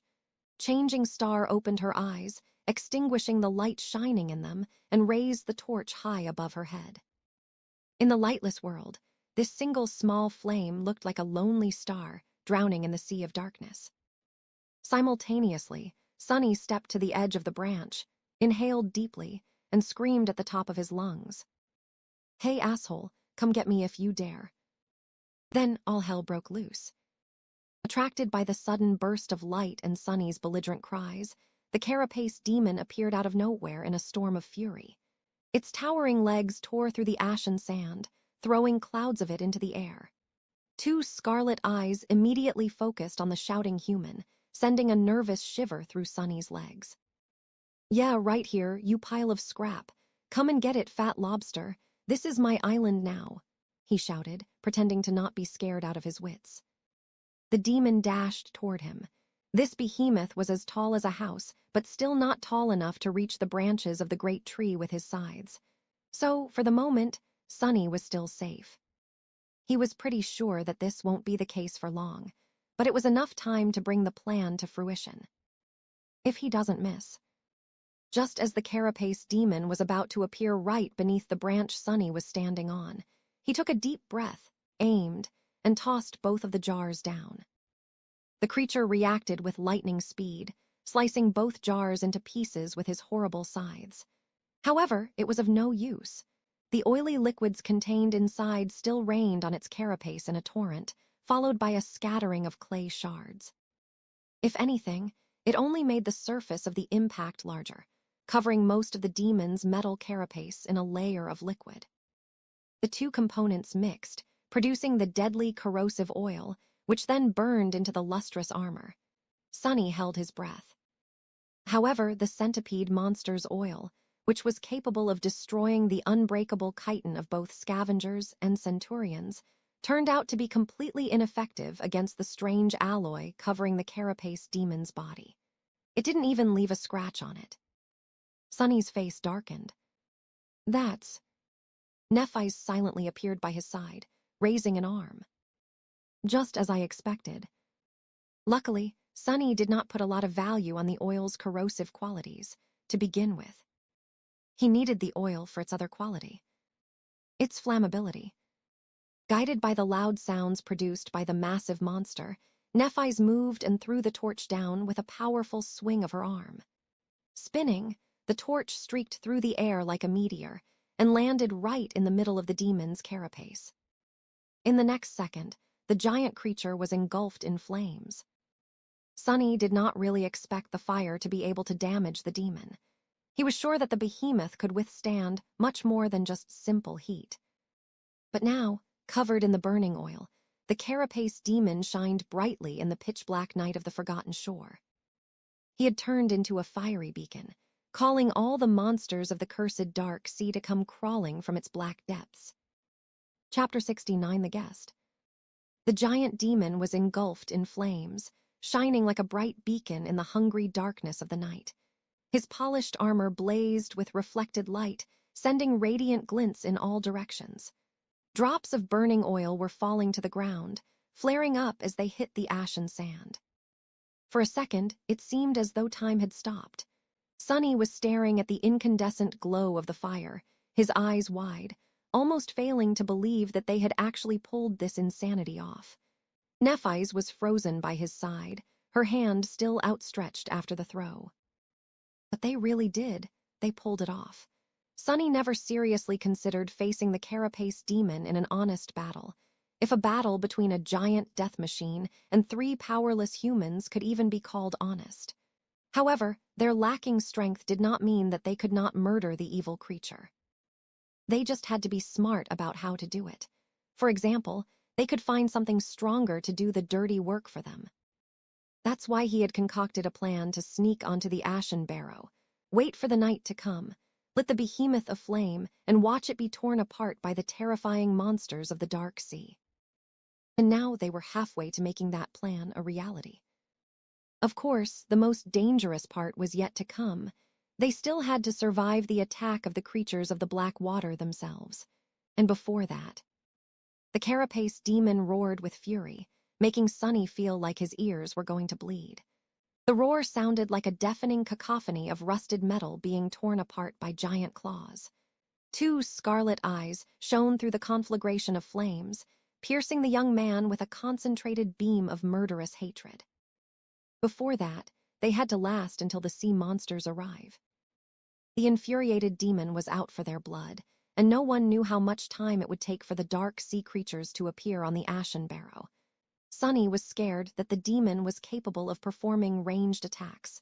If not, he might be able to climb the tree to get to them, or try to kill them in a way that they had not even considered. In the worst-case scenario, they would have to endure his rage for quite a while. Looking into the giant's hateful eyes, he sensed that the creature was thinking in the same direction. When the demon glanced in the direction of the great tree's obsidian trunk, Sunny's heart suddenly skipped a bit. However, in the end, cold rationality won over seething rage in the carapace demon's mind.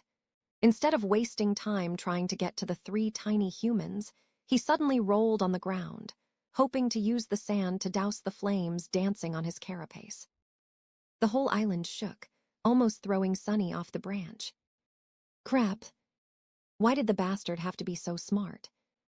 For a moment, Sunny entertained the idea that the demon was actually going to succeed in extinguishing the fire before the dwellers of the depths had noticed it. But he didn't have to worry. Suddenly, Nephi's turned to face the dark surface of the sea. Her face paled slightly. Sunny was a second late to react, but almost instantly, he too felt a strange change in the world around them. It was hard to describe with words. The rustle of the scarlet leaves suddenly felt quieter, the sound of the waves crashing against the shores of the ashen island louder. It was as though some invisible pressure descended on the world, making everything feel slightly different. Then, the air became colder, and a wall of thick fog appeared above the dark waters. The carapace demon had also noticed this change. He stopped trying to douse the flames and rose from the sand, the oil still burning on his carapace. Not paying it any attention anymore, the demon turned to the sea, a sense of grim resignation radiating from his posture. Then, it was replaced by dark resolve and frenzied bloodlust. The fog slowly moved, crawling onto the island. Sunny felt shivers run down his spine, realizing that it was flowing against the wind. The sound of waves was now muffled and changed, almost imperceptibly so. And there, in the fog, something was moving. He could almost make out a figure. It was. Suddenly, Cassie's small palm covered his eyes. With her voice trembling with tension, she whispered, "Don't look. No matter what happens, don't open your eyes." Sunny froze, obediently shutting his eyes. A cold sense of fright wrapped itself around his heart. He had never heard the blind girl's voice sound like this before, not even when she was recalling her terrifying visions. Cassie slowly removed her hand. Blinded, he could only rely on his hearing. At least that was what he thought until the cold fog touched his skin. Then, in the muffled silence, he heard Cassie's voice again. Only this time, it was distorted and coming from the wrong direction. "Don't look, don't look, don't look." Sunny gulped, feeling his hair stand on end. The sound of the blind girl's distorted voice echoed in the fog, surrounding him from all sides. Instead of growing quieter, it was becoming louder, overlapping over itself. "Don't look, don't look, don't look, don't look." Then it grew even louder still and turned into a cacophony of screams, crashing into Sunny like a wave, sounding nothing like what human vocal cords could ever produce. "Don't look, don't look, don't look, don't." Sunny stood paralyzed, stunned by the onslaught of inhuman shrieks. All he could do was try not to fall to his knees. And then, when his resilience was almost broken, everything suddenly stopped. The abrupt silence enveloped the world, making him exhale with relief. It was over. A few seconds later, Cassie whispered into his ear, "Open your eyes." After hearing the clear sound of her voice, Sunny was about to do as she told. Then he stopped. Her voice did not sound terrifying and distorted. It was just as usual, sweet and melodic. It even came from the right direction. But something about it was wrong. What? He lingered, keeping his eyes closed. Why was it so calm? Why didn't he feel the warmth of her breath as she leaned close to whisper into his ear? And how could she lean if he was taller? Sunny froze, afraid to even breathe. Cassie's clear, familiar voice repeated, "Open your eyes, open." Then, mere centimeters away, it exploded with cold, malevolent authority. "Open your eyes." But he didn't. A second passed, then another, then one more. Each of them felt like an eternity. Sunny trembled, practically feeling his body aging. Finally, the voice returned. But this time, it felt as though it was further away, withdrawing. No matter. Soon, he was able to hear the rustling of leaves and the sound of waves again. He could also hear Cassie and Neff breathing ruggedly beside him. It seemed that they were also assaulted by the terrifying mimic. And also, somewhere beneath them, the carapace demon roared and hit his sides against each other. The loud clamor of steel resounded beneath the great tree, sending an almost palpable wave in all directions. This wave seemed to expel the unnatural fog, creating an enormous sphere of clean air. Sunny still kept his eyes shut. In the next moment, the whole island trembled as the demon clashed with the unknown horror that had been hiding in the fog. Something shattered with a deafening thunder, and the ground shook again, causing the branches of the great tree to sway. With his hands trembling, Sunny outstretched them and grabbed onto his companions, drawing them close. Holding each other, they listened to the sounds of the furious battle and waited. An eternity later, the fight between the carapace demon and the guest from the depths was over. Silence had returned to the ashen barrow once again. Sunny had long ago lost the track of time and grew desensitized to the tremors running through the great tree each time the two monsters clashed. Sudden stillness gave him a start. With a slight shudder, he turned his head and listened, trying to discern what was happening. In the quiet aftermath of the terrible battle, Nephi's hesitated and then said in a raspy voice, "We can open our eyes now." Sunny lingered before following her advice. He opened his eyes and blinked a couple of times, his vision slowly returning.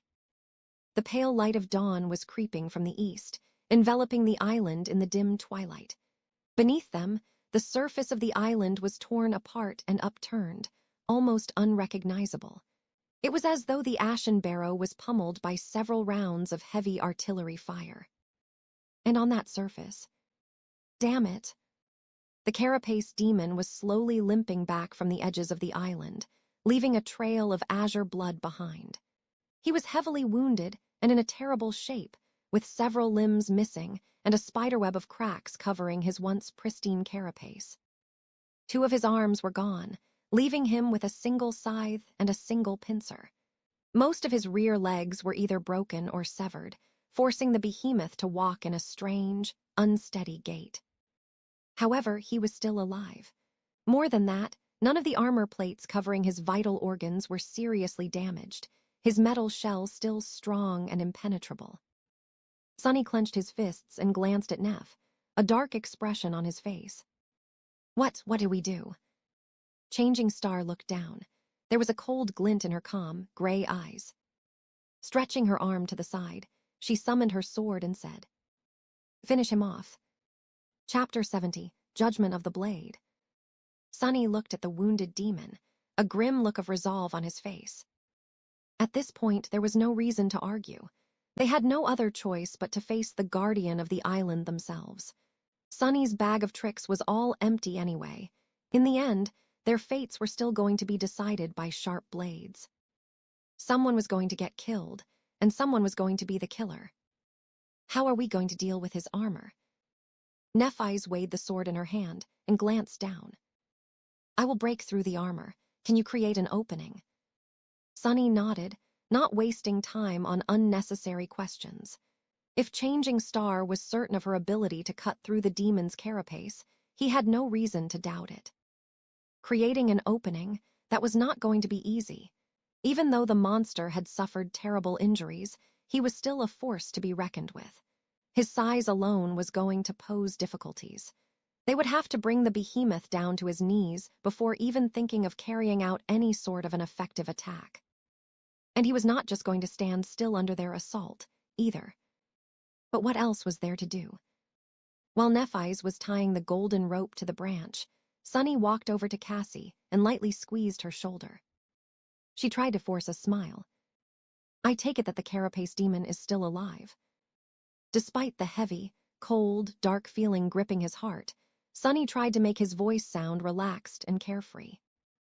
"Yeah, but just barely. Don't worry too much. This whole thing will be over in no time." "One way or another," he added inwardly. Cassie's smile weakened. She was clearly not convinced by his clumsy attempt to reassure her. Sonny hesitated.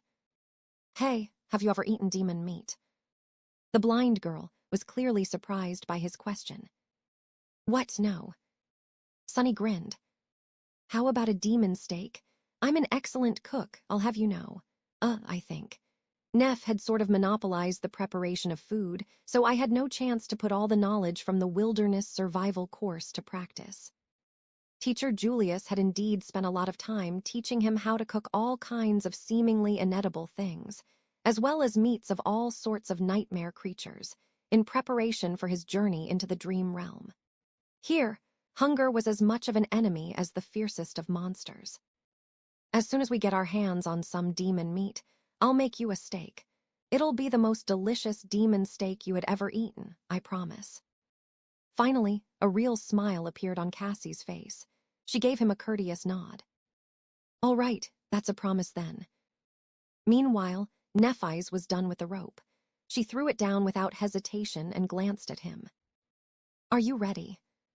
Sonny sighed and closed his eyes for a second, feeling the strength of his body being enhanced by the shadow. "Yes, let's do this." As soon as their feet touched the ground, Sonny felt a heavy gaze burning a hole in his chest. Glancing up, he saw the crippled carapace demon staring right at him, a dark glint shining in his one remaining eye. The other one was gone, leaving only a bleeding black gap behind. At this distance, the damage dealt to the demon's body seemed even more debilitating. Its carapace was fractured in several places and covered in cracks, each seeping with azure blood sadly. None of the cracks were near the vital organs. His horns were shattered, as was one of his front legs, in addition to several rear ones that were either broken or torn off completely. The stumps of his 2 severed arms were pressed tight against his torso to stem the heavy bleeding. The other 2 were hanging to the ground, almost brushing against the ashen sand. The giant monster looked broken and tired. However, it was still terrifying, perhaps even more so than before, because, despite the horrible wounds, his gaze was still firm and full of evil intelligence. It was still radiating madness and bloodlust, which was now concentrated on Sunny and Nephi's, the architects of his sorry state. The first beams of the rising sun shone on the spikes covering the demon's once lustrous carapace, painting them in shades of burning crimson. Sunny summoned the azure blade and glanced at Nephi's. "Be careful, he's lightning fast." He was the only one who had seen the terrible creature in action. As such, only he knew how dangerous the demon really was. Nephi's nodded, not taking her eyes off the enemy, and stepped forward. The 2 of them walked toward the waiting carapace demon. Sunny was slightly ahead and aiming to circle the behemoth from the right, the side where the demon had both his last remaining scythe and eye. Changing Star was a step or 2 behind him, aiming to circle the creature from the left, the side where his pincer arm was slowly rising into the air. In this battle, Sunny's role was to take the brunt of the enemy's attacks, letting his partner deal the lethal blow when the time was right. Through the tacit understanding that they had developed through surviving dozens of life or death situations, the 2 of them were able to cooperate without speaking a single word, fighting almost as one. This was their main advantage.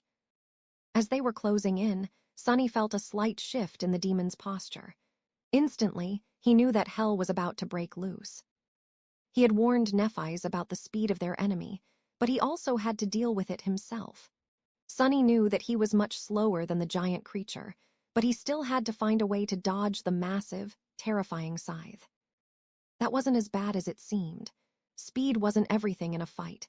Take, for example, Changing Star's training fight against the proud scion of the Han Li clan. Castor possessed an aspect ability that made him 10 times faster than the silver-haired girl, at least.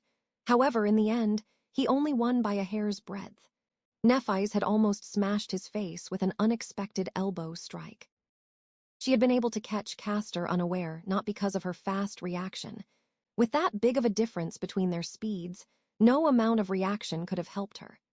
Instead, she was able to predict and manipulate the opponent's attacks, starting the strike even before Castor himself knew that he was going to end up in the path of her elbow. She was in control of the battlefield. And now, they had to repeat that feat against the ancient demon of the Forgotten Shore. Luckily, his speed advantage was not nearly as insane as Castor's. Almost simultaneously, Sunny and Nephi's lunged forward, attacking the behemoth from different sides. He also moved, ready to tear them apart. Both his pincer and his scythe rose into the air. Sunny was running as fast as he could, the azure blade outstretched behind him. A fire of cold resolve was burning in his heart. He was ready to live or die by his blade. However, in the next moment, his leg seemed to slip in the sand, and as his eyes opened wide, Sunny stumbled. Not wasting the opportunity, the carapace demon attacked. The terrifying scythe tore through the air, aiming to cut the helpless human in half. But it hit only sand. Sunny, who had feigned his loss of balance to bait the demon's strike, easily avoided the deadly blade by jumping to the side at the last second. He wasn't quite at the level where he could predict every move of the enemy. Instead, manipulating the enemy into performing a predictable attack was easier. After all, deceit and manipulation were his forte. Temporarily safe from the threat of the scythe, Sunny dashed toward the demon's legs. At the same time, Nephi's had managed to avoid the massive pincer and was closing in on them, too. They reached their goals almost simultaneously, one from the right, the other from the left. Sunny slashed with the azure blade, feeling it hit the polished armor and bounce back without leaving even a slight scratch on it. Dull pain radiated through his hands. On the other side of the behemoth's massive body, Nephi's achieved more success. She had attacked the already injured front leg of the monster, cutting deep into his flesh through the wide crack in the metal plate. Severely damaged, the leg wasn't able to support the weight of the giant creature anymore. It buckled, sending the demon reeling. At this point, a scavenger or a centurion would have lost their balance and fallen to the ground. However, the carapace demon was too smart and experienced. He compensated for the loss of another leg by shifting his body weight to the opposite side and thrusting his scythe into the ground to remain stable. Damn it! Sonny had really hoped that the bastard would fall down, because then he wouldn't have had to do what he was about to do next. But now there was no other choice. Cursing inwardly, Sonny briefly looked up at the massive body of the giant demon. Heavens only knew how much that thing weighed. Then he held his breath and ducked right beneath the carapace demon's steel abdomen. Chapter 71, One Small Mistake. With the carapace demon using his deadly scythe to support the weight of his body, Sonny was temporarily safe from its sharp blade. Of course, the monster had other means of attack. Each one of his towering legs was like a siege ram, dangerous and capable of devastating destruction. But at the moment, his position was too precarious to lash out with them. Sonny had at least a second to do whatever he wished to, with no risk involved. The only thing he had to avoid was going directly under the behemoth, thus putting himself in danger of being crushed to death by the demon's giant body. Coincidentally, that was exactly what he had to do. Crap. Glancing up at the massive armored creature, Sonny cursed and dashed forward. A moment later, he dove underneath the carapace demon, feeling the thick shadows swallow him whole. Instantly, Sonny was covered in cold sweat. There was nothing but polished metal and murderous intent above him now. All the monster had to do to turn the tiny human into a puddle of blood was to rest his body on the sand. Under the crushing weight, Sonny's organs would burst and his bones would turn to dust. There wouldn't be anything solid left of him at all, only a thin layer of bloody goo smeared across the ground. Not the best situation to find yourself in. With his nerves on the verge of melting, Sonny brandished his sword and rushed forward. His eyes were glued to the joints of carapace demon's legs. He was utterly focused, looking for the slightest movement, waiting for it. With no room for error, Sonny pushed every unnecessary thought and emotion into the farthest corner of his mind, not allowing dread, doubt, and his tendency to overthink things to slow him down even by a fraction of a second. Time moved excruciatingly slowly. It felt as though hours had passed, but in reality, it was only a couple of moments. Sonny was only at the second pair of the giant monster's legs. It was then that he finally noticed the almost imperceptible change in the demon's posture. The tension in his joint changed slightly, indicating that the behemoth was about to move. This was the sign that Sonny was both hoping for and terrified of. Now, his survival was wholly dependent on whether or not he was fast enough. As soon as his eyes had registered the change in the creature's posture, Sonny pivoted on one leg and dashed to the side, trying to get away from underneath the armored giant. A small cloud of sand was sent flying by his sudden turn. But the demon was incredibly fast. He threw his body down, determined to squash the odious invader like a bug. With inertia and the limits of his human body slowing Sonny down, he felt the metal surface of the carapace begin to fall down on his head long before reaching the safe zone. Death was approaching with abhorrent speed. One step, too, was he going to make it in time? The carapace demon fell to the ground with a thunderous crash, sending large clouds of sand into the air. The impact was so strong that the whole island trembled. The furious mass of falling metal and spikes missed Sonny by just a few centimeters. He flew from underneath the demon's body at the last possible moment by performing a desperate dive. Crushing into the sand, Sonny rolled away and jumped back to his feet, slightly disoriented by the shockwave of the giant's fall. I actually managed to survive. Sometimes, life was full of surprises. But all jokes aside, he was not really astonished. His actions, while potentially fatal, had been deliberate and calculated. He was not in the habit of putting his life at risk without being sure that there would be at least a moderate chance of making it out alive. His actions were also always purposeful and pursued a specific goal. In this case, it was to bring the carapace demon down. Only by forcing the giant creature down to the ground, in reach of their blades, could they hope to kill it. In that sense, this dangerous gamble ended in resounding success. The bastard was now lying on his abdomen, his carapace and humanoid torso, where all the vital organs were situated, well in the changing star's attack range. Now Sunny just had to create an opening for her to deal the fatal blow. Although he still had no idea about how she was planning to bypass the impenetrable barrier of the demon's armor. However, creating that opening was not going to be a trivial task. Despite the fact that the monster's mobility was now severely reduced, the distance between him and the two sleepers was also much smaller, which made dodging his attacks that much harder. Sunny was about to experience that hardship for himself. He was barely back on his feet when the terrifying scythe flashed through the air, threatening to slice his body in half. Sunny had no idea how Nephi's was doing on the other side of the creature's enormous body against the pincer, but dealing with the scythe was almost beyond his abilities. The burning eye of the demon that followed his every move was not helping the situation at all. With very little time to react, Sunny did the only thing he could think of. He jumped as high as he could and pulled his legs up to his chest, performing a very awkward forward somersault. Because of the number of shadow fragments he had consumed and the physical enhancement brought by the shadow, the height of his jump was nothing short of impressive by human standards. The scythe's blade whistled beneath Sunny, so close that he could feel the wind brushing against his face. Landing on the ground, he dashed forward. Sunny knew that the scythe would come back, but he had a second or two to change his position, getting in front of the behemoth. He had to make the giant creature forget about Nephi's completely and concentrate fully on dealing with him, and him alone. To do that, he had to get in range of both the scythe and the pincer. What a lovely task. Feeling that his time was running out, Sunny spun around and raised the azure blade. Just as he thought, the carapace demon was already bringing the scythe down at him again, this time in a ruthless horizontal thrust. The sharp tip of the scythe was flying through the air, aimed at his chest. However, he had slightly underestimated the demon's reaction time.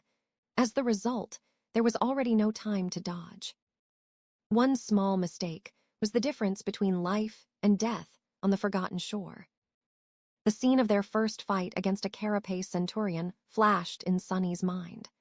The situation was eerily similar to this one, with the inescapable doom approaching him at the speed of lightning, too swift and close to be avoided. Brought by the blade of a carapace creature's scythe. But Sunny wasn't the same as he was before. Since that fateful battle, he had spent every day training, gaining experience and gathering power. He had fought his way through this hell, paying a price of blood for every step. He wasn't that easy to kill anymore. Instead of soft flesh, the scythe was met by the hard steel of the azure blade. Not only did Sunny block the blow, he even managed to angle the sword in a way that would deflect most of the impact instead of absorbing the full force of it. One of his hands was placed on the hilt. The other gripped the tip of the blade with enough strength to prevent the edge from cutting his fingers off. The residual force was still enough to send him flying back, but it was not enough to break the bones in his hands, not with the shadow enhancing the resilience of his body. The azure blade, however, was not as lucky. With a sorrowful ring, the blade shattered, breaking off near the crossguard. Beautiful shards of blue steel fell to the ground. Sunny gritted his teeth, knowing what would happen next. The spell spoke, announcing the destruction of his trusty sword. "Your memory has been." He didn't get to hear the rest of the sentence, because in the next moment his body collided with the ground. Sunny bounced a couple of times, feeling flashes of pain radiating through his bones, rolled, and finally came to a stop. He was comparatively fine. Standing up, Sunny stumbled and barely managed to remain on his feet. He glanced around and noticed that the trunk of the great tree was not that far away. 24 meters away, the carapace demon was slowly turning his head, planning to concentrate his murderous rage on Nephi's. This was the exact opposite of what Sunny had to achieve. He had to attract the monster's attention somehow. But what could he do? As the remains of the azure blade began to shine with soft light in his hand, ready to disintegrate into a rain of sparks, Sunny raised his hand and threw the broken sword with as much force as he could gather. However, he didn't throw it at the demon. Instead, he threw it at the miraculous tree, as though trying to harm it. Not far away, the demon suddenly froze, even if only for a second. His scarlet eye followed the shining memory as it flew through the air, approaching the trunk of the great tree. Then the broken sword fell apart, turning into a shower of white sparks, which then disappeared without a trace. None of them even touched the obsidian bark. However, the azure blade had already fulfilled its purpose. It distracted the giant for a few precious moments. For Changing Star, that was more. Chapter 72, Demon Slayers. As soon as the carapace demon froze, distracted by the feigned threat to the great tree, Nephi's lunged forward. There was no hesitation, no doubt, not even the slightest pause between the moment her enemy had lowered his defenses and her reckless attack. Just like Sunny had been utterly focused on observing the monster's movements before, she had been watching and waiting for this exact moment since the beginning of the battle. Changing Star knew that, when the opportunity presents itself, it will only last for a second. Even that single second almost cost Sunny his life. Nephi's wasn't going to waste it. Her graceful figure flew through the air like an arrow released from a powerful bow, almost leaving afterimages behind. The silver blade of her longsword glimmered, reflecting the light of dawn. The black and white armor seemed to turn into a blur. She was going all in, rushing at the enemy without leaving herself even the slightest chance to retreat. Things were happening too fast for Sunny to form a coherent thought. He could only watch, time slowing down to a crawl, a storm of emotions raging in his mind. The demon reacted almost immediately, recognizing the threat, but almost didn't count on a battlefield. A moment of distraction was all it took to lose everything. That one mistake, no matter how small, had been enough to seal his fate. If Nephi's was really capable of breaking through the creature's indestructible carapace, that is. Otherwise, it was all for nothing, and they would be the ones dying instead. The fearsome giant moved his scythe, trying to slice her apart. The pincer flashed from the other side, threatening to crush her body into pulp, but he was a fraction of a second too late. Changing Star was just a tiny bit faster. As she ran, something changed about the cadence of her steps. Sunny couldn't see her face behind the visor of her helmet, but if he could, he would see a grimace of agony contorting Neff's pale face. In the next moment, a soft white radiance ignited beneath the skin of her hands. However, this time it didn't stay there. Instead, the white flame flowed outward, into the hilt of the silver sword, and then into its blade. The sword suddenly turned into a sharp, radiant edge, burning with incandescent white light. It shined so brightly that Sunny felt the desire to close his eyes. However, the radiance wasn't soft and warm anymore. Instead, it seemed to be capable of reducing anything it touched to ash and sharp enough to cut the fabric of the world itself. Perhaps it was even sharp enough to cut the strings of fate. Sunny remembered how Nephi's had described her aspect ability. It can be used for healing. Back then, he had suspected that this phrase of hers implied that there was more to it. He even marveled at how precious and rare such an ability would be. It seemed as though he was right. Changing Star's miraculous flame was capable of both healing and destroying. It possessed an enhancing effect similar to his own shadow control, at least when applied to weapons. Who knew what else it could do? An incredible ability indeed. Looking back, he understood that Nephi's had not tortured herself in vain. All the times she pretended to meditate while enduring the excruciating agony of her flaw in secret were meant to make this moment possible. to give her enough fortitude to use this ability in battle without passing out from the pain. She succeeded. The question was, would that be enough? Was her sword strong enough to break the mighty carapace of the awakened demon? After all, no matter how incredible the ability, it was still powered by a weak, dormant soul core of a lowly sleeper. They were about to find out. A few steps away from the carapace demon's towering torso, Nephise bent her legs and jumped, soaring high into the air. Her sword flashed forward in a vicious thrust, so fast that, for a moment, it looked like a beam of pure white sunlight. Then, it collided with the strange alloy of the giant's lustrous armor, right at the spot where his heart was supposed to be. Of course. Back when they were hiding in the dead Leviathan's empty spine, Cassie had told them about her vision. In that vision, she saw the carapace demon being attacked by a terrible creature of the deep, dark sea. In the aftermath of the battle, the demon was severely wounded and on the verge of dying. The most horrible wound was on his chest, where the armor was torn apart and shattered, revealing the monster's beating heart. With time, all his injuries had healed. Except for this one. While the carapace of the demon seemed to have recovered, in truth, it was never fully restored. In this one spot, the armor was secretly weakened, and it was exactly to that spot that Nephise had delivered her blow. It didn't matter whether her radiant sword was really capable of breaking through the impregnable armor of the awakened creature, because she attacked the only weak spot on his body, the place where his armor had already been broken. With a flash of white light, the incandescent sword pierced through the metal of the demon's carapace and plunged into his body, unleashing a fury of fire inside the adamantine shell. It seemed as though the giant was suddenly illuminated from within, with beams of light shining through the cracks in his armor. For a moment, the surreal sight was burned into Sunny's mind. Then, Changing Star's sword had reached the carapace demon's heart and sliced it apart, incinerating everything around it and making the azure blood of the fearsome creature boil and evaporate. Sunny's legs buckled, and he gracelessly fell on his ass. Wah, we did it. The demon staggered. His arms slowly rose as though trying to pull Nephise into a final embrace. But then, as his body twitched, they fell to the ground. Neph landed in the sand and jumped back, ready to defend herself. But there was no need. The proud guardian of the Ashen Barrow was dying. The scarlet light in his one remaining eye was dimming, any semblance of intelligence quickly disappearing from his gaze.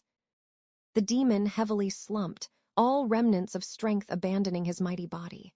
Turning his head with incredible effort, he cast one last look on the great tree. Then, his gaze stopped on Sunny. There was no fury or madness in that gaze anymore, only some strange, calm, inexplicable emotion. It almost felt like relief. Before Sunny could discern the meaning of that emotion, the last glimmer of light was gone from the eye of the carapace demon. His head rolled back and fell. They won. In front of the giant body, Nephise had dismissed her helmet. Behind it, her face was pale and tired, her hair sticking to it in a sweaty mess. The afterglow of the white radiance was already extinguished, leaving her eyes gray once again. Changing Star kneeled, then lay down on her back, too exhausted to move. The whole fight lasted less than a minute, but it took everything out of both of them. Sunny followed Neff's example and lay on the ground, trying to catch his breath. They actually won. He couldn't quite believe it. I want to sleep for a week. Remembering that Cassie was still waiting in the branches of the great tree, not knowing who lived and who died, Sunny sighed. A few moments later, he deeply inhaled. Then, straining his vocal cords, he screamed at the top of his lungs. In the silence of the morning, in the center of the tall hill covered with ashen sand, under the branches of a beautiful, giant tree, a strange shout could be heard. One demon stake coming right up. Chapter 73, The Circle of Death. A few minutes later, Sunny heard a noise coming from somewhere above. Looking in that direction, he noticed that Cassie was standing at the edge of the wide branch, gripping the golden rope in her hands. Before he could react, the blind girl was already climbing down. She was very cautious, but also quite nimble for someone without sight. He blinked. Is she crazy? That's dangerous. But he was worried for nothing. Cassie quickly reached the ground and let go of the rope, safe and sound. She then summoned her staff and took a hesitant step, trying to remember where his shout had come from. Sonny made his presence known and guided her by saying, "I'm here."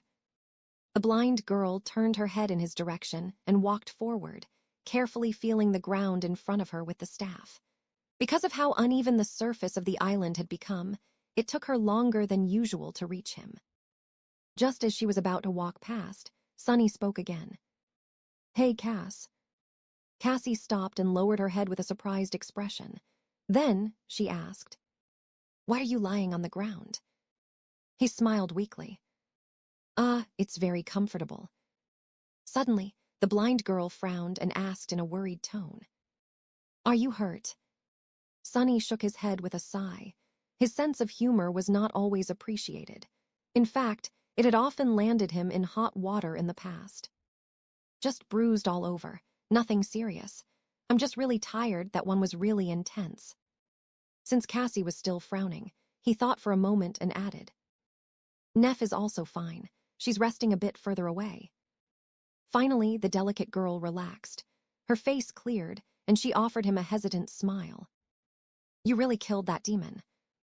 Sonny cast a gaze at the giant corpse and closed his eyes. "Yeah, he's very dead." Both of them were silent for some time. Sonny was on the verge of falling asleep when Cassie carefully asked, "So, you're just going to continue lying here?" He opened his eyes and blinked, trying to remember what was going on. "Oh, right, it's morning. There are things we have to do." The last day was excruciatingly long and exhausting. They had to make preparations to execute the plan, race to the top of the hill, climb the great tree, hide themselves in its branches, risk their lives to set the demon on fire, not to mention, all the stuff that happened after. All culminating in the short but terrifying battle against the creature itself. And yet, it was not time to rest yet. They had to take basic precautions, at least. Straining his exhausted body, Sonny stood up and offered Cassie his shoulder. After she placed her hand on it, he walked over to the carapace demon's corpse, stopping at the spot where Nephi's was sprawled in the sand. She greeted them with a tired glance. "Good morning." Out of habit, Changing Star tried to force a polite smile. However, today it did not look very convincing. I give it 3.6 out of 10. Not great, not terrible." Soon, the three of them were sitting in a circle, passing around the glass bottle full of cold, refreshing water. Sonny was in the middle of describing their fight with the carapace demon. So he got distracted for a few moments. That's when Neff attacked. She used her aspect ability to ignite her sword and struck at the weakened patch of armor on the demon's chest, the one you told us about. It really was not as strong as the rest of his carapace, so the sword went through and pierced the bastard's heart. Sonny noted that Cassie did not seem surprised at the mention of Changing Star's new trick. Either she knew all along because Nephi's had told her, or she saw something in one of her visions. Regardless, he decided not to press the topic. The demon was already severely wounded from his fight with the thing from the sea, so it was enough to finish him off. A few seconds later, he was dead. Cassie shook her head in astonishment. "That is incredible. 2 sleepers killing an awakened demon. I thought that stuff like that only happens in webtoons." Nephi's corrected her. 3 sleepers. Without your vision and advice, we wouldn't have been able to do anything." The blind girl lowered her face, a little embarrassed. "Still, 2 or 3, it doesn't really change a lot, does it?" Sonny looked from one girl to another, then finally turned to Cassie. "You're right, it's not something one would expect to happen. But anyway, I promised to cook demon meat for you after this is over, didn't I? Are you ready to witness my incredible culinary talent?" He smiled, already tasting the juicy, tender meat in his mouth. However, Cassie suddenly frowned, a hesitant expression appearing on her face. I don't know about that." He raised his eyebrows. "What, why?" She lingered before answering. Well, it just seems weird to eat the meat of an intelligent creature, even if it was evil. I didn't think about it before, but now, it just doesn't seem right, I guess. Sonny blinked. Actually, he did not think about it either. In retrospect, the idea of making steaks out of a creature whose intelligence was comparable to theirs did seem a little wrong. Even if that creature was a bloodthirsty demon who would have swallowed them whole without a second thought. It was just how things worked in the dream realm. Monsters devoured humans, and humans devoured monsters. It was the circle of life, death, the circle of death. But the carapace demon was not only smart. He had his own thoughts and personality. Even though nightmare creatures were universally insane and obsessed with murder and destruction, just like he was, there were also other qualities to the ironclad giant. He was proud and fearless, even valiant. When fighting against the terrifying monsters of the Dark Sea, he did not hesitate to stand his ground, refusing to surrender. Cooking the meat of someone like that could indeed be considered strange. How come Teacher Julius did not educate me on the ethics of eating your enemies? What an oversight. Misunderstanding Sonny's silence, Cassie blushed and said, "Sorry, I know it seems ridiculous, but that's just how I feel. You and Neff don't have to do the same." Sonny shook his head. "No, you might be right. I understand, sort of. It's just that we didn't bring any supplies with us, so we won't be able to eat anything unless we go hunting." The blind girl sighed. Then her face brightened and she said, "What about the great tree's fruits? I bet they're delicious." Sonny looked at her in amazement.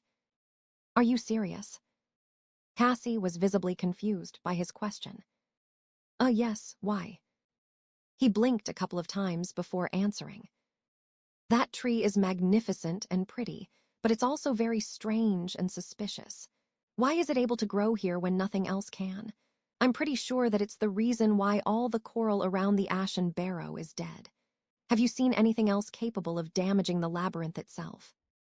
Sonny looked at Cassie, then at Nephi's, trying to show how serious he was about this. "In any case, it's too creepy. I don't think that we should eat these fruits. Who knows what they'll do to us?" The blind girl smiled. "You're being a little paranoid, don't you think?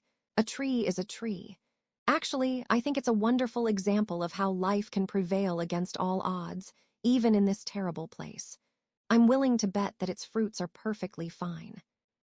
He stared at her, not knowing what to say. How could Cassie be so dismissive of his completely valid concern? That wasn't like her at all. Unpleasantly surprised, Sonny turned to Neff, hoping that she would support him. Changing Star thought things through before speaking. Then, she said in a measured voice, "Sonny is right.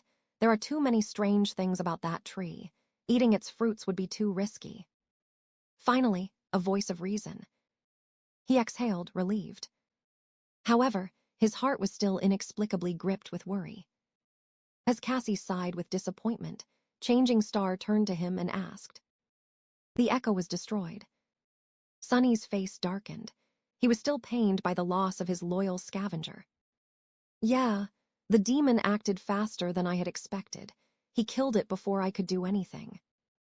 Nephi's frowned. "Too bad. Our speed will be severely reduced." "Have you no heart, woman? At least pretend to be sad. My poor echo is gone." His shadow shook its head, amazed at the childishness of its master. Sonny was also surprised by his reaction, considering that his own first thought after the echo had died was about how much money he wouldn't be able to make by selling it. "Yeah, it's a pity." Changing Star gave him a nod and then asked, "You also lost your sword?" Sonny sighed and gritted his teeth. "Yes, it shattered when I blocked the demon's scythe," which hurt even more than the death of his scavenger. Azure Blade was his first sword. He fought and trained with it for a long time. It was already like a part of him. And now it was gone. Nephi's raised a hand. "Well, you're in luck. I received a memory after killing the carapace demon. It's a weapon." Chapter 74, Midnight Shard. Sonny's heart skipped a bit. Instantly, he forgot all about the Azure Blade. Yes, that sword held a certain sentimental value, but who the hell cares about sentimentality? It came from a carapace scavenger, which wasn't bad at all for his current rank. Few sleepers got to wield awakened weapons. But this new memory came from an actual awakened demon. A demon. That made it an awakened memory of the third tier, 2 whole tiers above the azure blade. There were 7 tiers in total, corresponding to the 7 classes of nightmare creatures, from beasts to titans. Strictly speaking, a higher tier did not always mean that a memory will be more powerful, but generally, the more advanced a creature was, the more unique and formidable memories it left behind. That's why the puppeteer's shroud, which came from an awakened tyrant and was thus considered to be a tier 5 awakened armor, was so precious. Please be awesome. Sunny tried very hard to not let his excitement show on his face. Pretending to be nonchalant, he kept his voice even and said, "Really, that's good." Nephi's took his hand, ruining all Sunny's attempts to appear calm, and closed her eyes. Hiding the startled expression on his face, Sunny felt a spark of energy travel from her body to his. It was just like that time he transferred the Starlight Legion armor to her, only in reverse. "You have received a memory, Midnight Shard." Huh, cool name. He summoned the runes and impatiently searched for the description of his new weapon. Memory, Midnight Shard. Memory rank, awakened. Memory type, weapon. Memory description. Forged from the shard of a fallen star, this stalwart blade is firm and unyielding. It favors those who are willing to fight to the last drop of blood and knows no surrender. Interesting. Not wasting any time, Sunny summoned the Midnight Shard. Immediately, an elegant sword appeared in his hand. The sword looked a bit like the azure blade, but only in the sense that it was single-edged and had a long hilt suitable for 2 hands. However, this was where the similarities ended. For starters, its blade was much longer, somewhere between 70 and 80 centimeters, and slightly curved. It was forged out of the same bright, lustrous metal as the carapace demon's armor. It was incredibly sharp. The hilt was made out of polished black wood, quite similar in appearance to the onyx branches of the great tree. The crossguard was round in shape and more pronounced than that of the azure blade, offering better support and protection to the wielder's hand. The sword had no decorations, no ornaments, no embellishments. It was simple and austere, like a true weapon designed for battle and battle alone. It seemed to radiate a cold, fearsome aura. As soon as his hand touched the Midnight Shard, Sunny felt that this sword possessed an unbreakable will. Its blade was strong enough to withstand devastating blows without suffering any damage. With this sword in his hand, nothing would be able to leave Sunny unarmed again.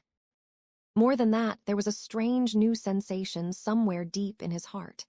When Sunny held the Midnight Shard, he could feel a subtle presence, as though there was a deep well of power hiding inside of him, just beyond reach. He couldn't quite understand how to access that power yet, but it was certainly real. "I guess I'll have to win its favor first, but how do I do it? I'll have to experiment later." Admiring his new weapon, Sunny looked at Nephi's and said, "Even I know what type of sword this is. It's a katana, right?" She studied the Midnight Shard and then answered, "Technically, it's a takai. It's longer than a traditional katana and has a slightly different blade shape, but they're quite similar."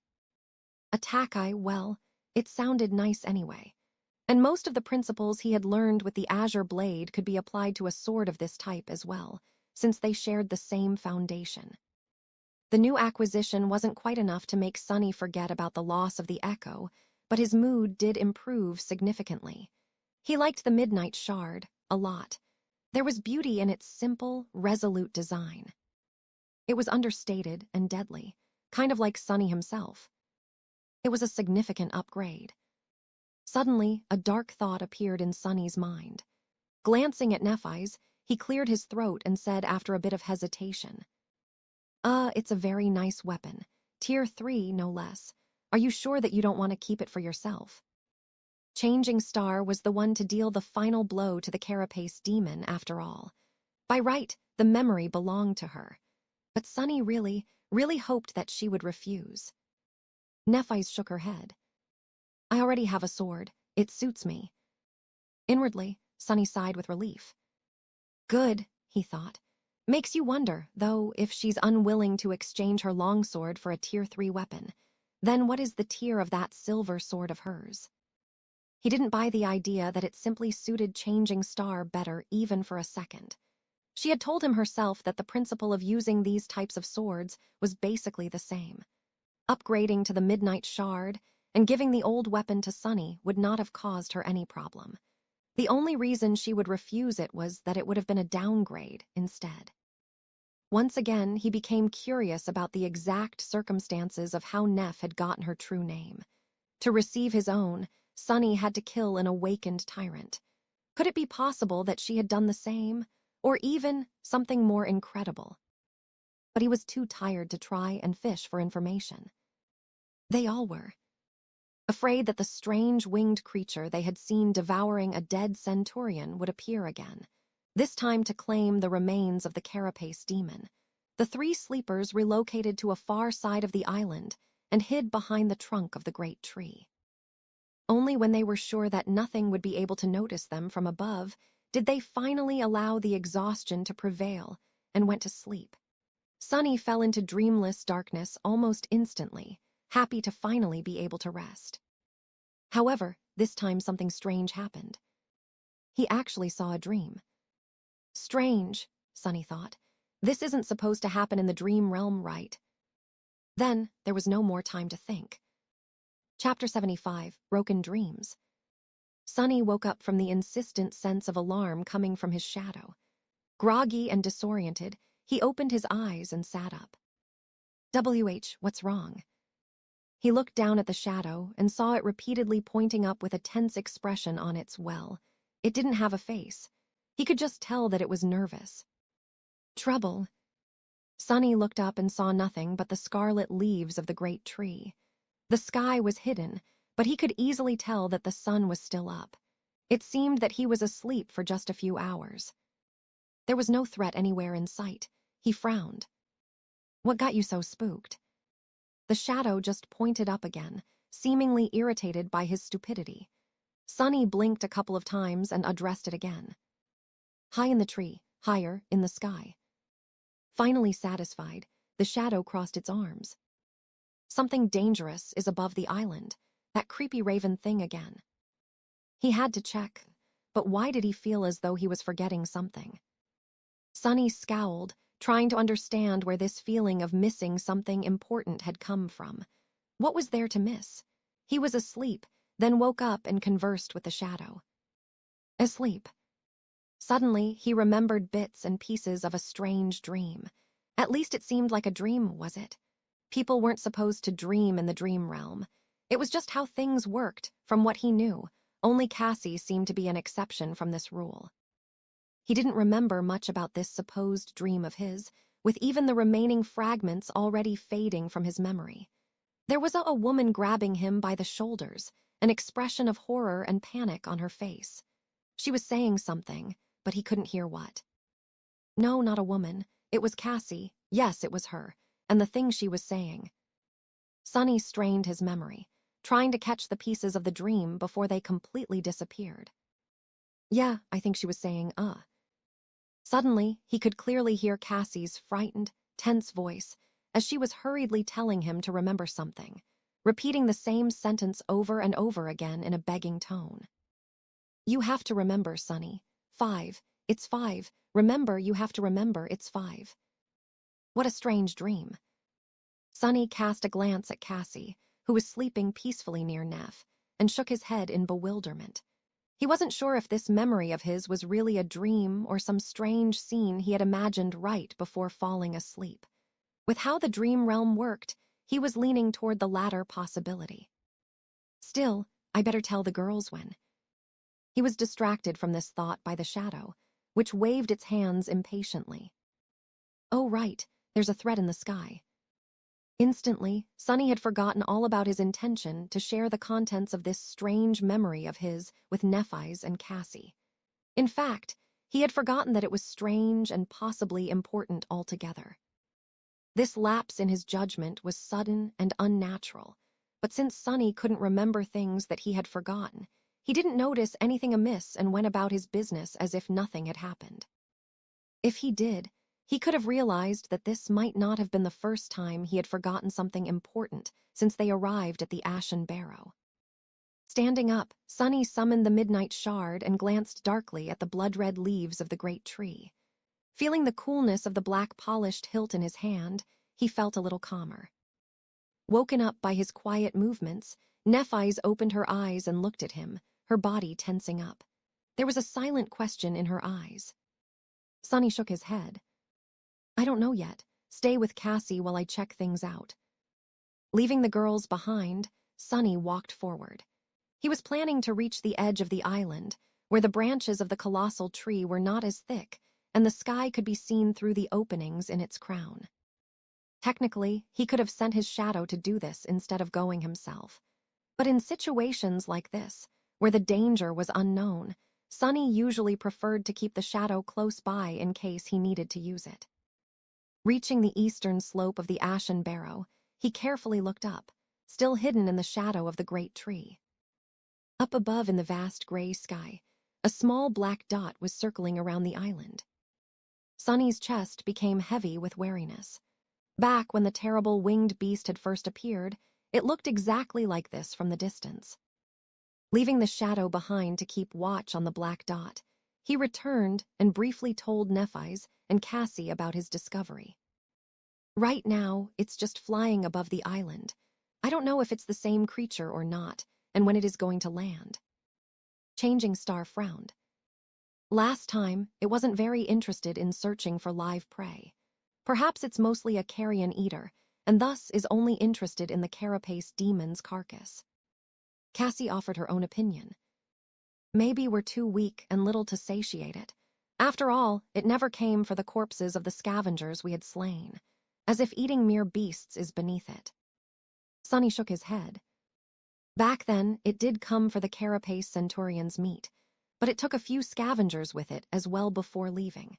So it'll be too optimistic to think that this abomination will not try to devour us too if given a chance. Nephise thought for a while, then gave him a nod. "You're right. The best course of action would be to stay away from the carapace demon for now and hide when it decides to land." Then, looking up, she added, "But first, we must observe it to make sure that it's the same creature and confirm its intentions."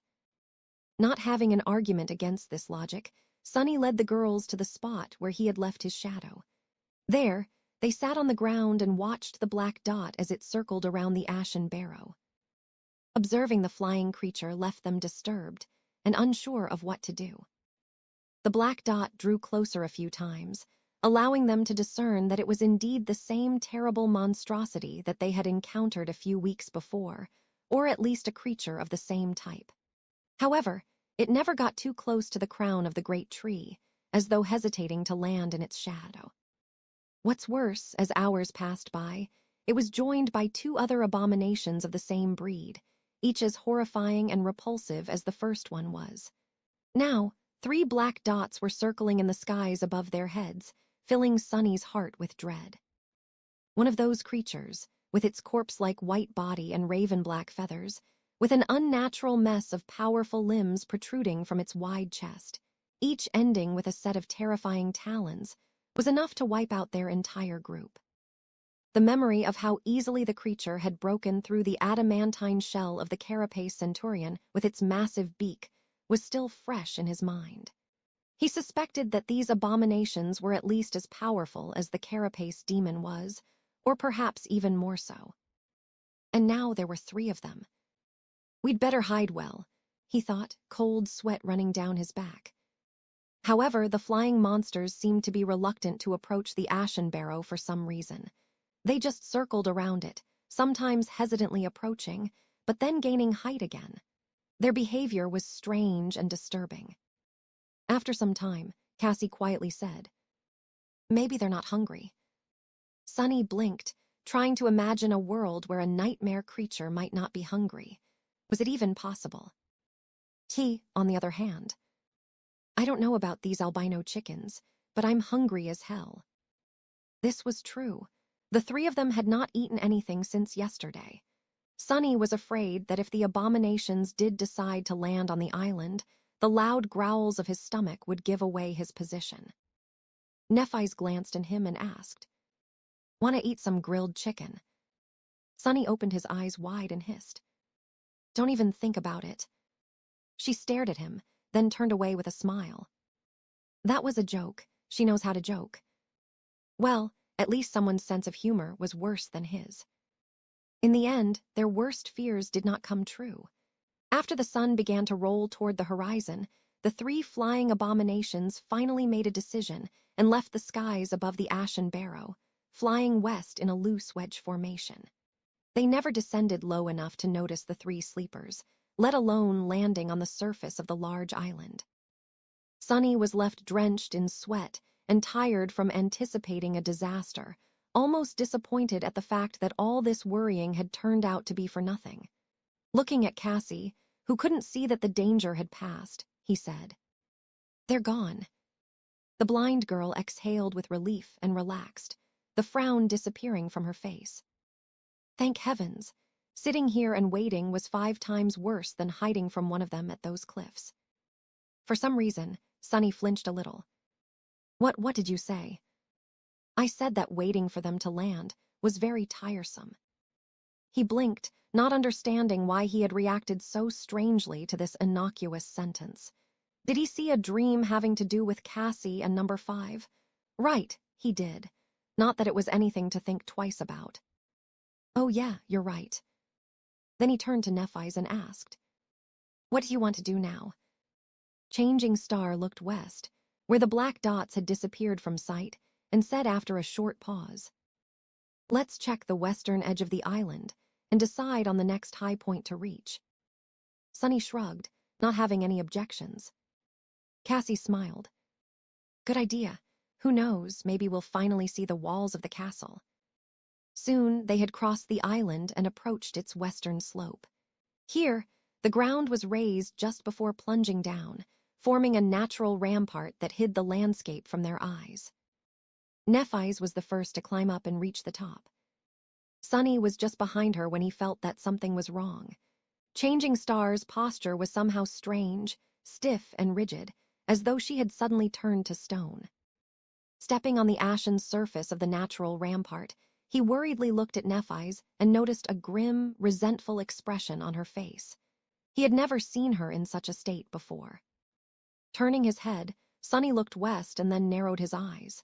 His face instantly darkened. Feeling the desire to curse, Sunny gritted his teeth and clenched his fists. Inside his head, only one word was repeating over and over again. Damn, damn, damn.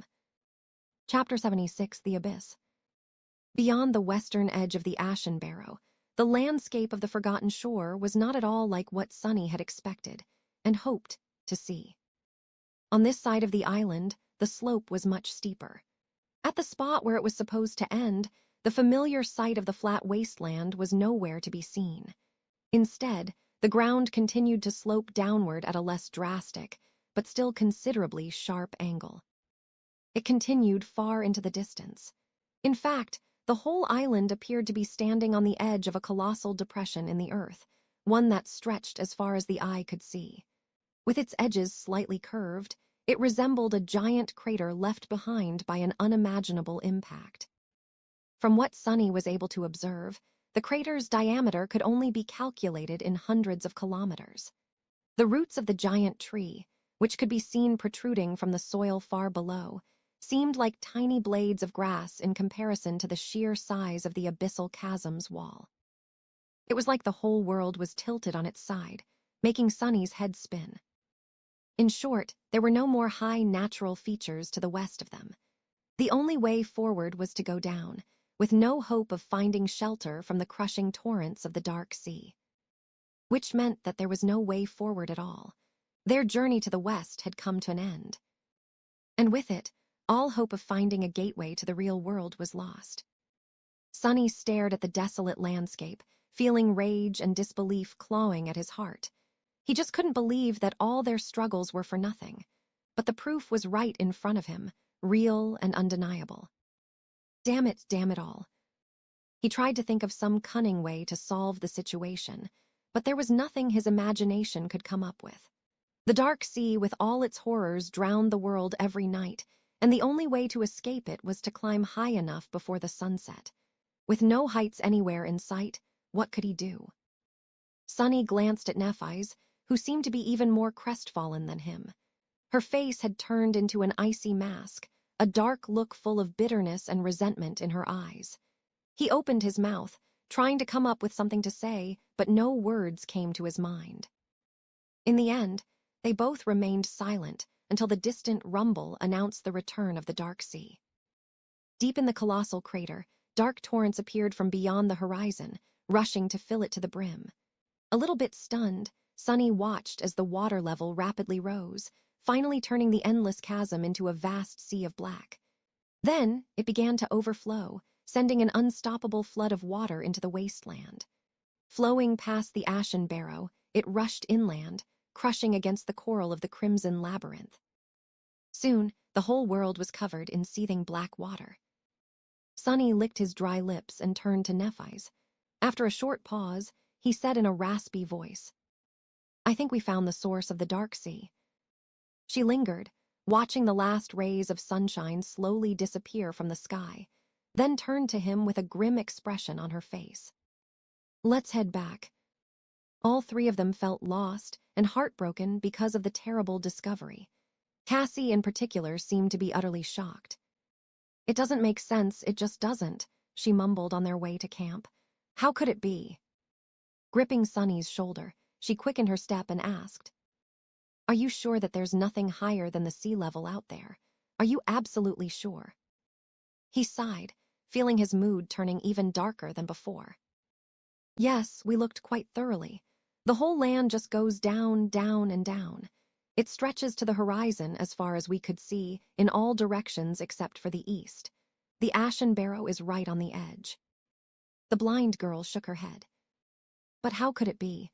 I've seen that we had reached the castle. There must be a way." Sunny remained silent, not knowing how to answer. If there really was a way, he had no idea about it. After a few seconds, Nephi's answered instead of him. "We will try to come up with something tomorrow. Worst case scenario, we'll have to go around the whole thing." Sunny trembled at the thought. A journey like that would take months. To circle around the colossal crater, they would have to cover many times more distance than they had in the prior weeks, each day bringing the risk of stumbling onto something beyond their ability to resist. And each night bringing the risk of something stumbling onto them. The chances of surviving several months in this hellish place were nothing if not abyssal. Abyssal. With a grimace, he tried to not think of the worst-case scenario. The darkness of the falling night was not the best environment for scary thoughts. "Tomorrow, we'll rest, recharge, and think of something tomorrow. It is just like Cassie said. Since she saw us entering the castle, there must be a way." They reached their temporary camp just before the sun had completely disappeared. Lying on the makeshift bed of fallen leaves, Sunny tiredly closed his eyes and thought, "I hope I won't see any dreams today." Then he slightly frowned. Dreams? Since when am I capable of dreaming in this place? Oh, right, there was that one dream, or was it a memory? What was it about again? I can't seem to remember. With that thought disappearing from his mind, he fell asleep. In the morning, the mood between the three of them was pretty somber. No one seemed to want to talk or do anything, aimlessly staring at the ground or the rustling leaves of the great tree. In addition to the blow of yesterday's revelation, they were also hungry. The corpse of the carapace demon was starting to look more and more appealing, at least to Sunny. However, he was still not at the point of breaking his promise to Cassie. Finally, Nephi's broke the silence. Standing up, she looked up with grim resolution and said, "I'm going to climb to the top of the tree and take a look around. Maybe I'll notice something that we missed from up high." Sunny stared at the giant tree, suddenly feeling incredibly small. It was truly enormous. The ashen barrow itself was already much taller than the giant knight's statue and every other shelter they had seen, and the tree almost dwarfed it in size. Climbing all the way up would take a lot of time and effort. But maybe she would really be able to notice something from that incredible height. He scratched the back of his head and said, "All right, but be careful. Keep an eye on the sky. If you notice those winged abominations again, come back down." Changing Star gave him a nod and headed for the tree. Without turning her head, she calmly said as a farewell, "Take care of Cassie while I'm gone. It shouldn't be more than a few hours." Sunny waved a hand and watched her walk away. Then, he tried to think of something to do. On a usual day, he would have already started his morning training. But today, he was too hungry. Come on, hunger is not an excuse. Do you think you'll always have a full stomach before a battle? No, so get up and train. Don't you want to try how the midnight shard feels in your hand? With a sigh, Sunny got up. He trained for an hour, enjoying the swift and reliable feeling of his new sword. The long takai was truly incredible. It was light, maneuverable, and unrelenting. Its edge sang as it cut the air. Sunny already felt as though it was a part of him. His movements were fluid and measured, almost elegant. After the training session was over, he decided to do something useful. Walking over to the carapace demon's corpse, Sunny spent some time prying the soul shard out of it. In the end, he gathered all 3 of the crystals with some effort and stashed them into the seaweed rucksack. What to do now? After a bit of pondering, he suddenly got an idea and tried to find the place from his memory. The one where the carapace demon had dropped the transcendent soul shard into the sand. That shard had been brought to the Ashen Barrow by the subservient centurion and would be a real treat for Neff or Cassie. He quickly found the right spot. However, no matter how hard Sunny looked, he couldn't find the alluring crystal. In the process, a couple more hours had passed by. Stange, it was quite large. Where could it be? He was determined to continue the search. But at that moment, the shadow that he had left with Cassie noticed movement in the branches of the great tree. Nephi's was back. Sunny walked back to the camp, thinking about what she had found. Was there hope for them after all, or was there only more bad news? By the time he returned, Neff and Cassie were sitting on the ground with relaxed expressions on their faces. She saw something, Sunny thought, suddenly excited. But in the next second, his eyes widened. The 2 girls were holding something in their hands, their lips painted red. They were eating. They were eating the fruits of the great tree. Chapter 77, Enthralled. Sunny stumbled and looked at his companions in utter shock. Nephi's and Cassie were each holding a large, round, glistening fruit. The skin of these fruits was smooth and black as onyx, while the succulent insides were red as ruby.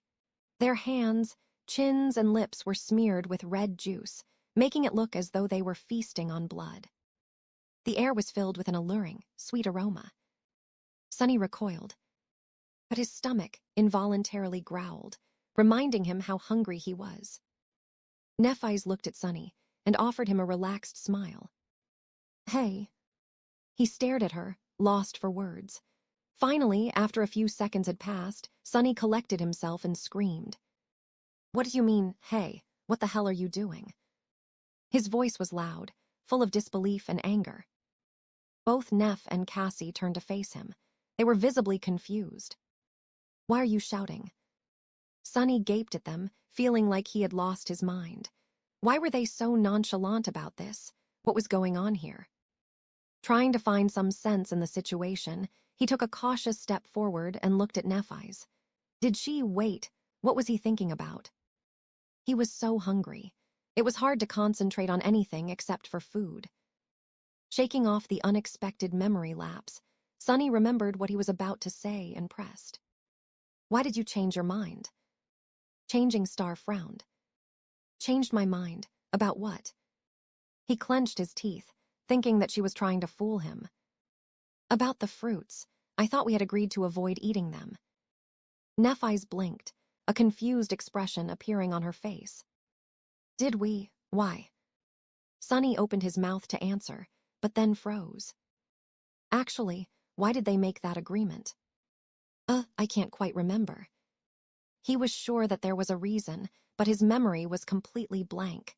There definitely was an agreement, wasn't there?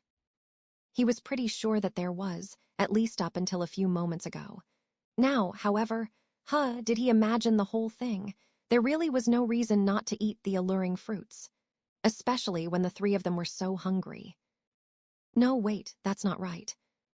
Are you all right, Sonny? He flinched and glanced at Nephi's, who was looking at him with concern. Suddenly, Sonny felt lost and confused. What were they talking about? Something about some sort of agreement. What agreement? Not knowing how to answer, he just stood there with a frown on his face and pouted. This is embarrassing. Did I completely space out while she was talking to me? Fortunately, Cassie quickly came to his rescue. She always knew how to make the situation less awkward. Are you angry because we started eating without you? He looked at her and noticed the big, delicious fruit in her hands. His stomach growled. So hungry. Oh, I guess. Cassie smiled and pointed to the ground, where another fruit was placed on the pile of fallen leaves. Her teeth were smeared with red juice. Don't worry, Neff brought 3 of them, 1 for each. How nice of her. Sonny picked up the fruit, looked at it, and took a bite without thinking. Instantly, his mouth was filled with delightful, cool sweetness. The succulent, juicy fruit was probably the most delicious thing he had ever tasted. It was both nourishing and refreshing, with rich texture and soft, lingering aftertaste. The ruby flesh practically melted on his tongue, making his whole body tingle. It was pure joy in the form of a fruit. Wow. Despite his delight, Sonny felt disturbed for some reason. Something was very wrong about the whole situation, but what? Taking another bite, he frowned and tried to understand the source of this anxious feeling. It was hard to think about anything except for how heavenly the fruit of the soul tree tasted, but he forced himself to concentrate.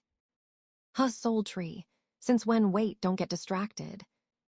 Sonny was finally able to pinpoint the source of the strangeness. It was his shadow. When he reached out to pick up the fruit, the shadow did not copy his movements, as though reluctant to touch it. Even now it was motionless, refusing to mimic him eating the fruit. Weird, what is it with this guy? Sonny took one more bite and looked at the shadow, lost in thought. The shadow had an eccentric temper, but it rarely did something without a reason. If it didn't like the fruit, there had to be something wrong with the fruit. Sonny frowned, suddenly feeling a sense of dread grip his heart. There was something wrong with the... Damn, why is it so hard to think about this stuff? There was something wrong with the fruit. Why would there? Wait, is this why I screamed at Nephi's? She broke an agreement. What was the agreement? Sonny was at the precipice of remembering something very important. He felt as though he just needed to pull on the thread, and the whole truth would reveal itself. Something terrible was going to happen if he failed. But then, Sonny got distracted. Something unexpected happened, something that required his full attention. Instantly, he somehow forgot all about the problem with the soul tree's fruits. Because at that moment, the spell was talking into his ear. Your shadow grows stronger. What? He blinked, then looked at the delicious fruit in his hands. The spell announced the increase in his power right after Sonny swallowed his 3rd bite. Stunned, he raised his head and looked at Nephi's. Changing Star, too, was staring at her fruit with a strange expression on her face. Feeling his gaze, she looked up. Sonny licked his lips. Did you? At the same time, Nephi's said, I just absorbed a point of soul essence. Without saying anything, they both turned to Cassie. The blind girl was enthusiastically devouring the fruit. Red juice was flowing down her chin and dripping to the ground. Stopping for a moment, she smiled. Actually, I received mine a few bites ago. Sonny's eyes widened. Excitedly, he summoned the runes and found the right cluster. Shadow fragments, 97/1000. He really received a fragment. He received a shadow fragment without risking his life in a battle against deadly monsters. Finally, Sunny was able to realize why the carapace demon had been so fixated on the soul tree and its fruits. These fruits were pure magic. Forgetting all about the uneasy feeling, he raised his hand and greedily bit into the succulent, delicious, nourishing flesh. Late in the evening, when the sun was already hidden behind the horizon, and the dark sea had once again turned the ashen barrow into a lonely island, the three of them were preparing for the night. They had moved their camp to rest between the roots of the great tree. With newfound energy received from consuming miraculous fruits, all their worries seemed to fade. With no way to move further west, Nephi's, Sunny, and Cassie had decided to rest for a few days before making any decisions. They deserved a short vacation. The Ashen Barrows was a perfect place to recuperate. There were no monsters in the surrounding wasteland. It was large enough to protect them from the horrors of the sea, and they had plenty of food thanks to the soul tree. What's more, that food could even provide them with power. Where else would they be able to grow stronger without risking their lives? As far as hell goes, this place was almost a paradise. Sunny lay on the makeshift mattress of fallen leaves, feeling relaxed and optimistic for the first time in many, many days. Things seemed to be getting better. Before falling asleep, he glanced at the mighty branches of the great tree and thought with a bit of regret. With the carapace demon gone, there's no one to protect this magnificent tree anymore. When we continue our journey, it will be completely defenseless. What a shame. His consciousness was already half asleep. However, one last thought entered Sunny's mind right before he completely slipped into the embrace of darkness. What a shame that no one will be here to serve it, and feed it, and help it spread its seeds. Chapter 78, Bliss. In the morning, Sunny was woken up by the gentle rustling of leaves. Opening his eyes, he saw rays of sunshine falling through the scarlet crown of the soul tree, painting the world in soft shades of pink. The sight was beautiful and tranquil. It felt as though none of the dangers and terrors of the dream realm could reach him here. A soft breeze touched his skin, bringing with it coolness and the smell of fallen leaves. For the first time in a long while, Sunny felt at peace. Is this what a vacation feels like? If so, their decision to have one was the best decision ever. He sat up with a yawn and lazily looked around. Cassie and Nephi's were already awake. Seeing them put a smile on Sunny's face.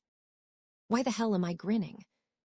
Shaking his head, Sunny put on a serious expression and said, "Good morning." The girls greeted him. Then Nephi slightly tilted her head and asked, "Hey, do you remember why we didn't leave anyone to keep watch last night?"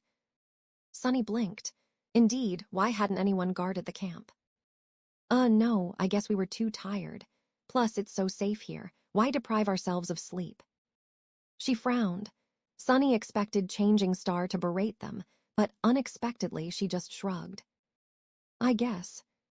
Huh, that's not like her. Am I not the only one in a great mood? To make Neff feel better, he pointed down and said, "Don't worry. My shadow would have warned us if anything had happened."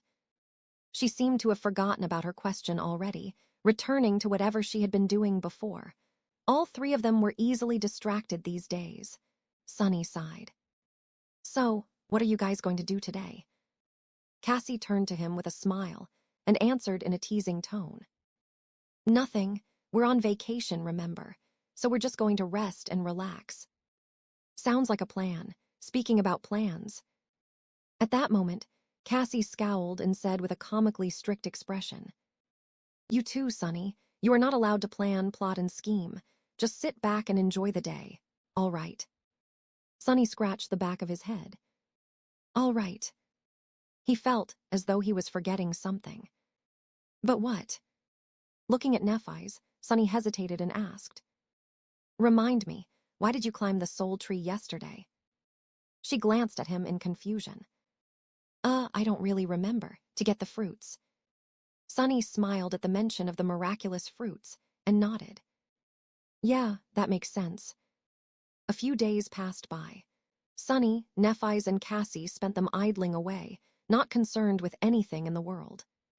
Their tired bodies and minds needed time to rest. They slept until noon, ate the delightful fruits and sat around the fire, talking or simply soaking in the warmth. Sometimes, they would play games or engage in other forms of entertainment. Other times, they would keep to themselves, enjoying the almost forgotten feeling of privacy. Sonny had been a loner for most of his life, so these past few weeks that he had spent side by side with other people, without even a minute to himself, were a taxing experience. He relished the opportunity to be alone with his thoughts once again. Luckily, the island was large enough for the three of them to stay apart if they didn't wish to be disturbed. Not that it happened often. At first, he had expected that lazing around doing nothing would very quickly grow boring, but surprisingly, it did not. He felt perfectly fine simply laying on the ground and staring at the gently swaying branches of the soul tree, caught in a blissful reverie. In moments like these, he would lose track of time, often realizing that entire hours had passed only when the sun was about to set. The concept of time, in general, had become strangely hard to grasp. Sonny wasn't entirely sure how many days they had spent on the peaceful island. He was pretty sure that it was less than a week, but couldn't remember the exact amount.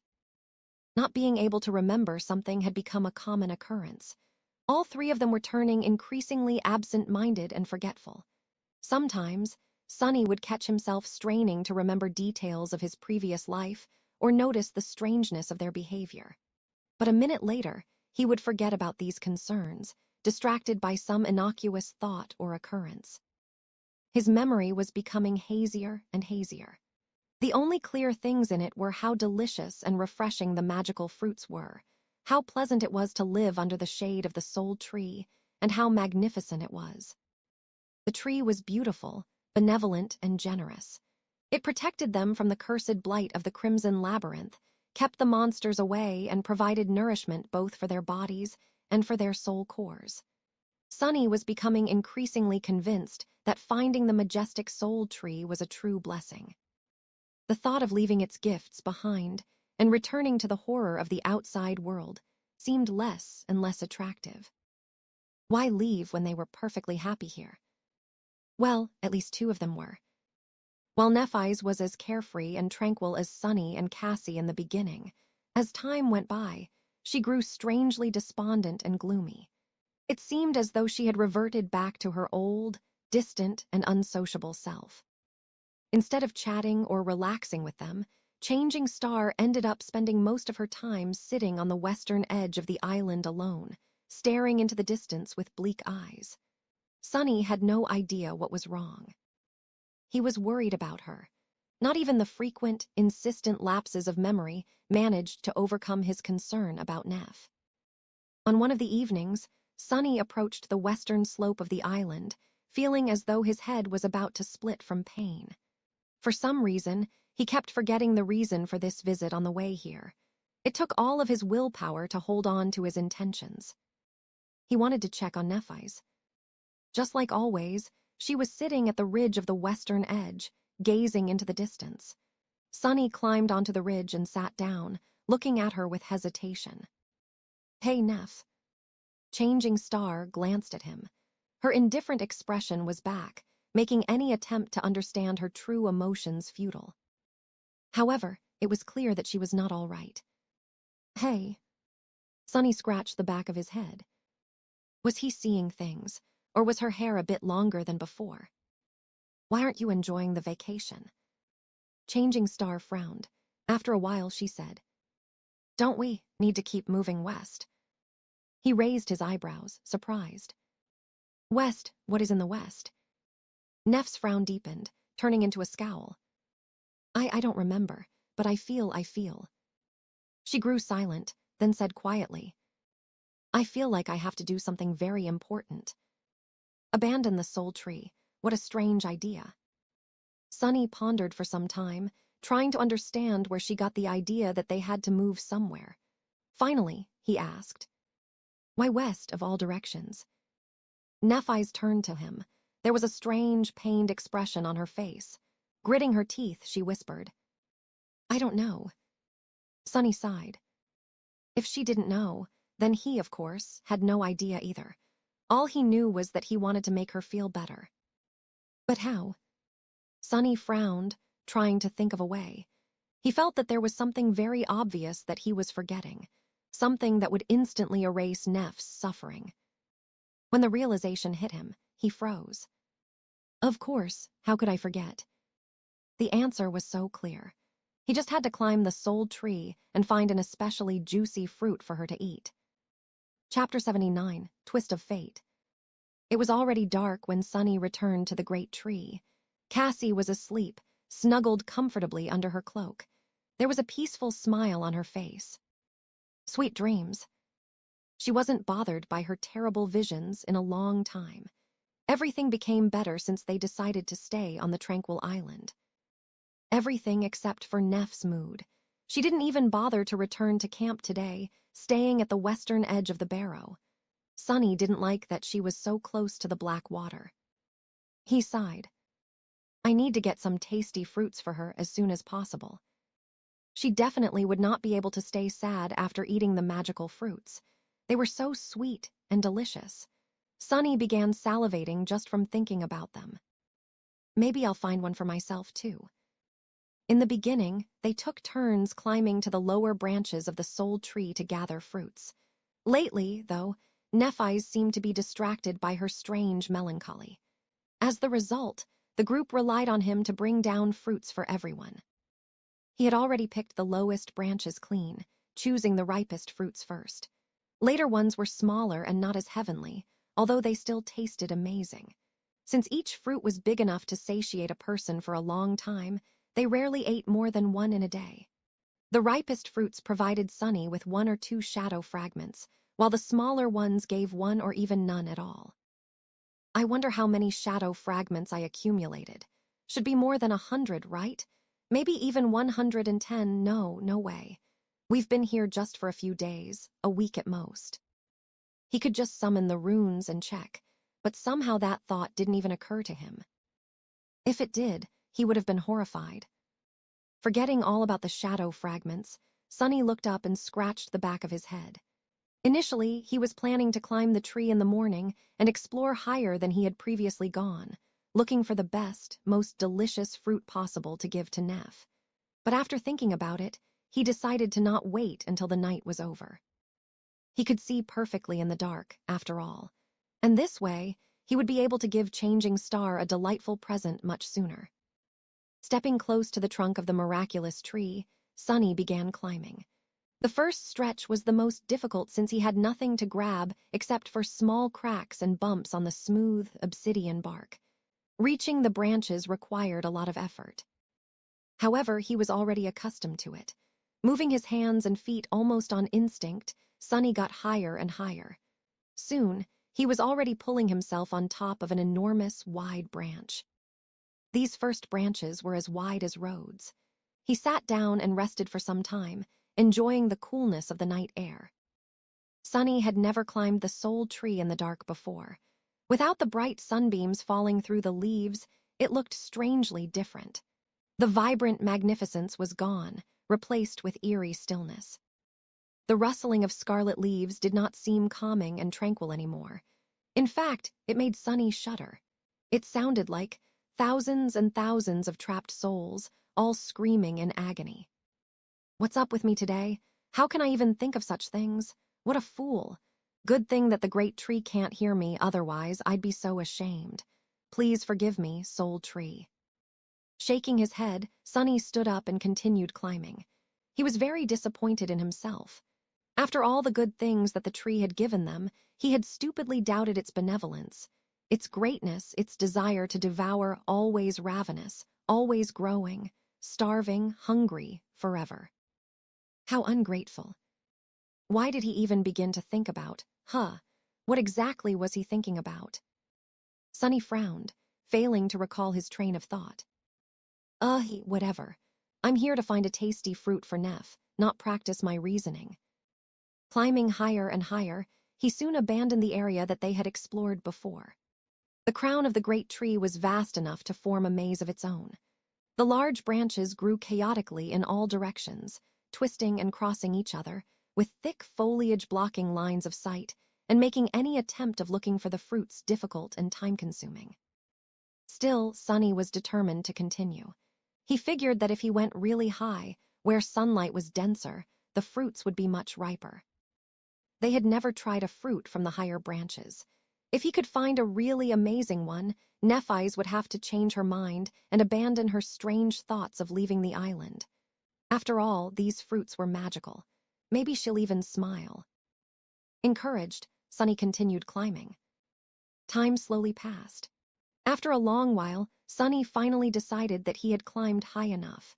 He wasn't sure how many hours ago he had started the ascent, but judging by the soreness of his muscles and the visibly diminished width of the branches, he was somewhere in the upper part of the tree.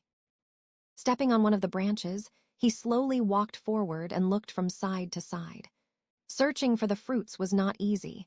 It required good perception and patience. And a great sense of equilibrium, of course.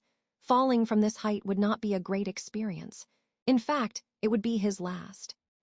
Carefully observing the surroundings, Sunny moved further and further away from the trunk of the great tree. The branches were softly swaying under his feet. A few times, he jumped from one to another, causing a change in the melody of rustling leaves. On the way, he noticed several hanging fruits. They looked ripe and delicious, but none of them was really special, and he wanted to find the most wonderful fruit possible. Finally, Sunny got so far that the branches grew really narrow and thin. Now, they were almost the same size as those of a normal tree, barely able to support his weight. But he still did not find a suitable gift for Nephi's. Sunny helplessly looked around, crestfallen. He really thought that he would be able to. Then he noticed something strange. Some distance away from him, the branches just above the one he was standing on were twisted downward, as though weighed down by something. However, he couldn't quite see what it was behind the almost impenetrable wall of leaves. In fact, he only noticed the anomaly because it was dark. In the light of day, the bright color of the sole tree's foliage would make the shape of the branches indiscernible.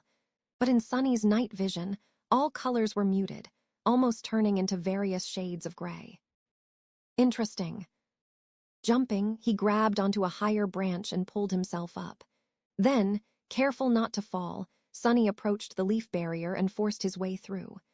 In the process, he had to enhance his strength and agility with the help of the shadow. Otherwise, he would either have had to turn back or tumbled down to his death. Finally, he freed himself from the last layer of leaves and took a step forward. Then Sunny froze, his eyes opening wide with wonder. Right in front of him, hidden from the world in the secretive pocket of twisted branches, a giant, elaborate bird nest rested between the scarlet leaves. Chapter 80, Spirit of Exploration. The nest was spherical in shape, with a round hole at the center of it. Usually, such a nest would be made out of grass and twigs, but this one was constructed from the branches of the great tree, each at least as thick as a man's arm. These branches were twisted and interwoven together in a chaotic pattern, creating gapless, onyx-black walls.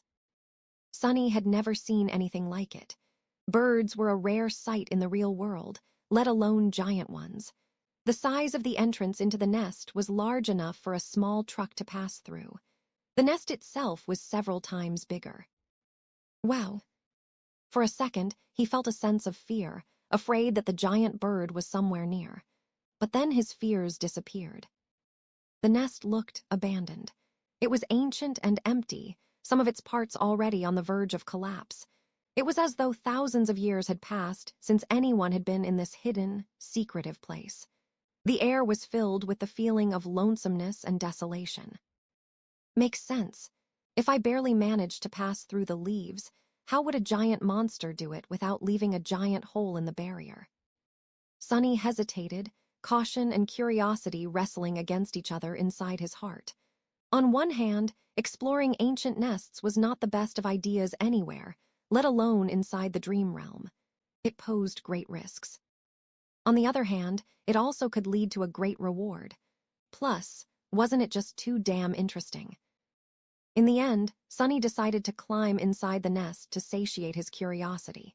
He had convinced himself that it was safe following an unexpected train of thought. In his warped state of mind, Sunny was convinced that the soul tree was a great and benevolent being, one that protected them from the terrible threats hiding in the outside world. If so, how could anything having to do with the great tree be unsafe? Moving closer to the entrance of the nest, he balanced on the edge of the branch and tried to look inside. However, he wasn't tall enough to see anything except for the inner side of the nest's roof. Since his position was pretty precarious, Sunny decided not to delay the inevitable and jumped, throwing himself up and over the lip of the entrance. A moment later, he landed on a soft surface. The lower part of the nest was covered in a thick cushion of white, silky spiderwebs. Time had made them brittle and pliable like sand. There was so much spiderweb around that, for a moment, Sunny thought that he had fallen into a giant white cocoon. But no, it was just a nest. And there, in the center of it, was Sunny blinked. At the center of the nest, there was an egg. A giant, ancient egg that was as tall as he was, gray and seemingly lifeless, as though turned to stone by the passage of time. Forgetting to breathe, Sunny looked around, making sure that there was nothing and no one else around. But no, the giant nest was empty and silent, with not even a stray shadow hiding anywhere in sight. How fascinating. Sunny felt strangely excited. The feeling of discovering something incredible, something that no one except for him had ever seen, filled him with a deep sense of wonder and satisfaction. He had never known that there was such a side to him, one full of an explorer's passion. Let's check this thing out. Walking on the soft silk, Sunny slowly circled the massive egg and studied it. At a first glance, it seemed to be made of stone. The surface of the egg was colored in various shades of gray, which were overlaid over each other like moving clouds. This pattern was strangely beautiful, giving the egg a mysterious aura. But overall, it was just big and smooth. Sunny scratched the back of his head, then stepped closer and put his hand on the surface of the egg. Immediately, he felt a strong sense of astonishment. The egg was warm to the touch.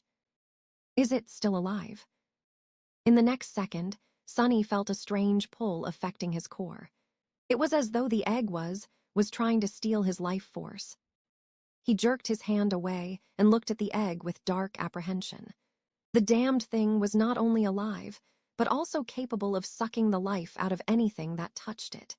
It only failed to eat his soul because of one reason. As far as Sunny knew, he was the only existence in two worlds without an actual soul core. He had the mysterious shadow core instead. That's why his life force had not been affected. Phew, that was close.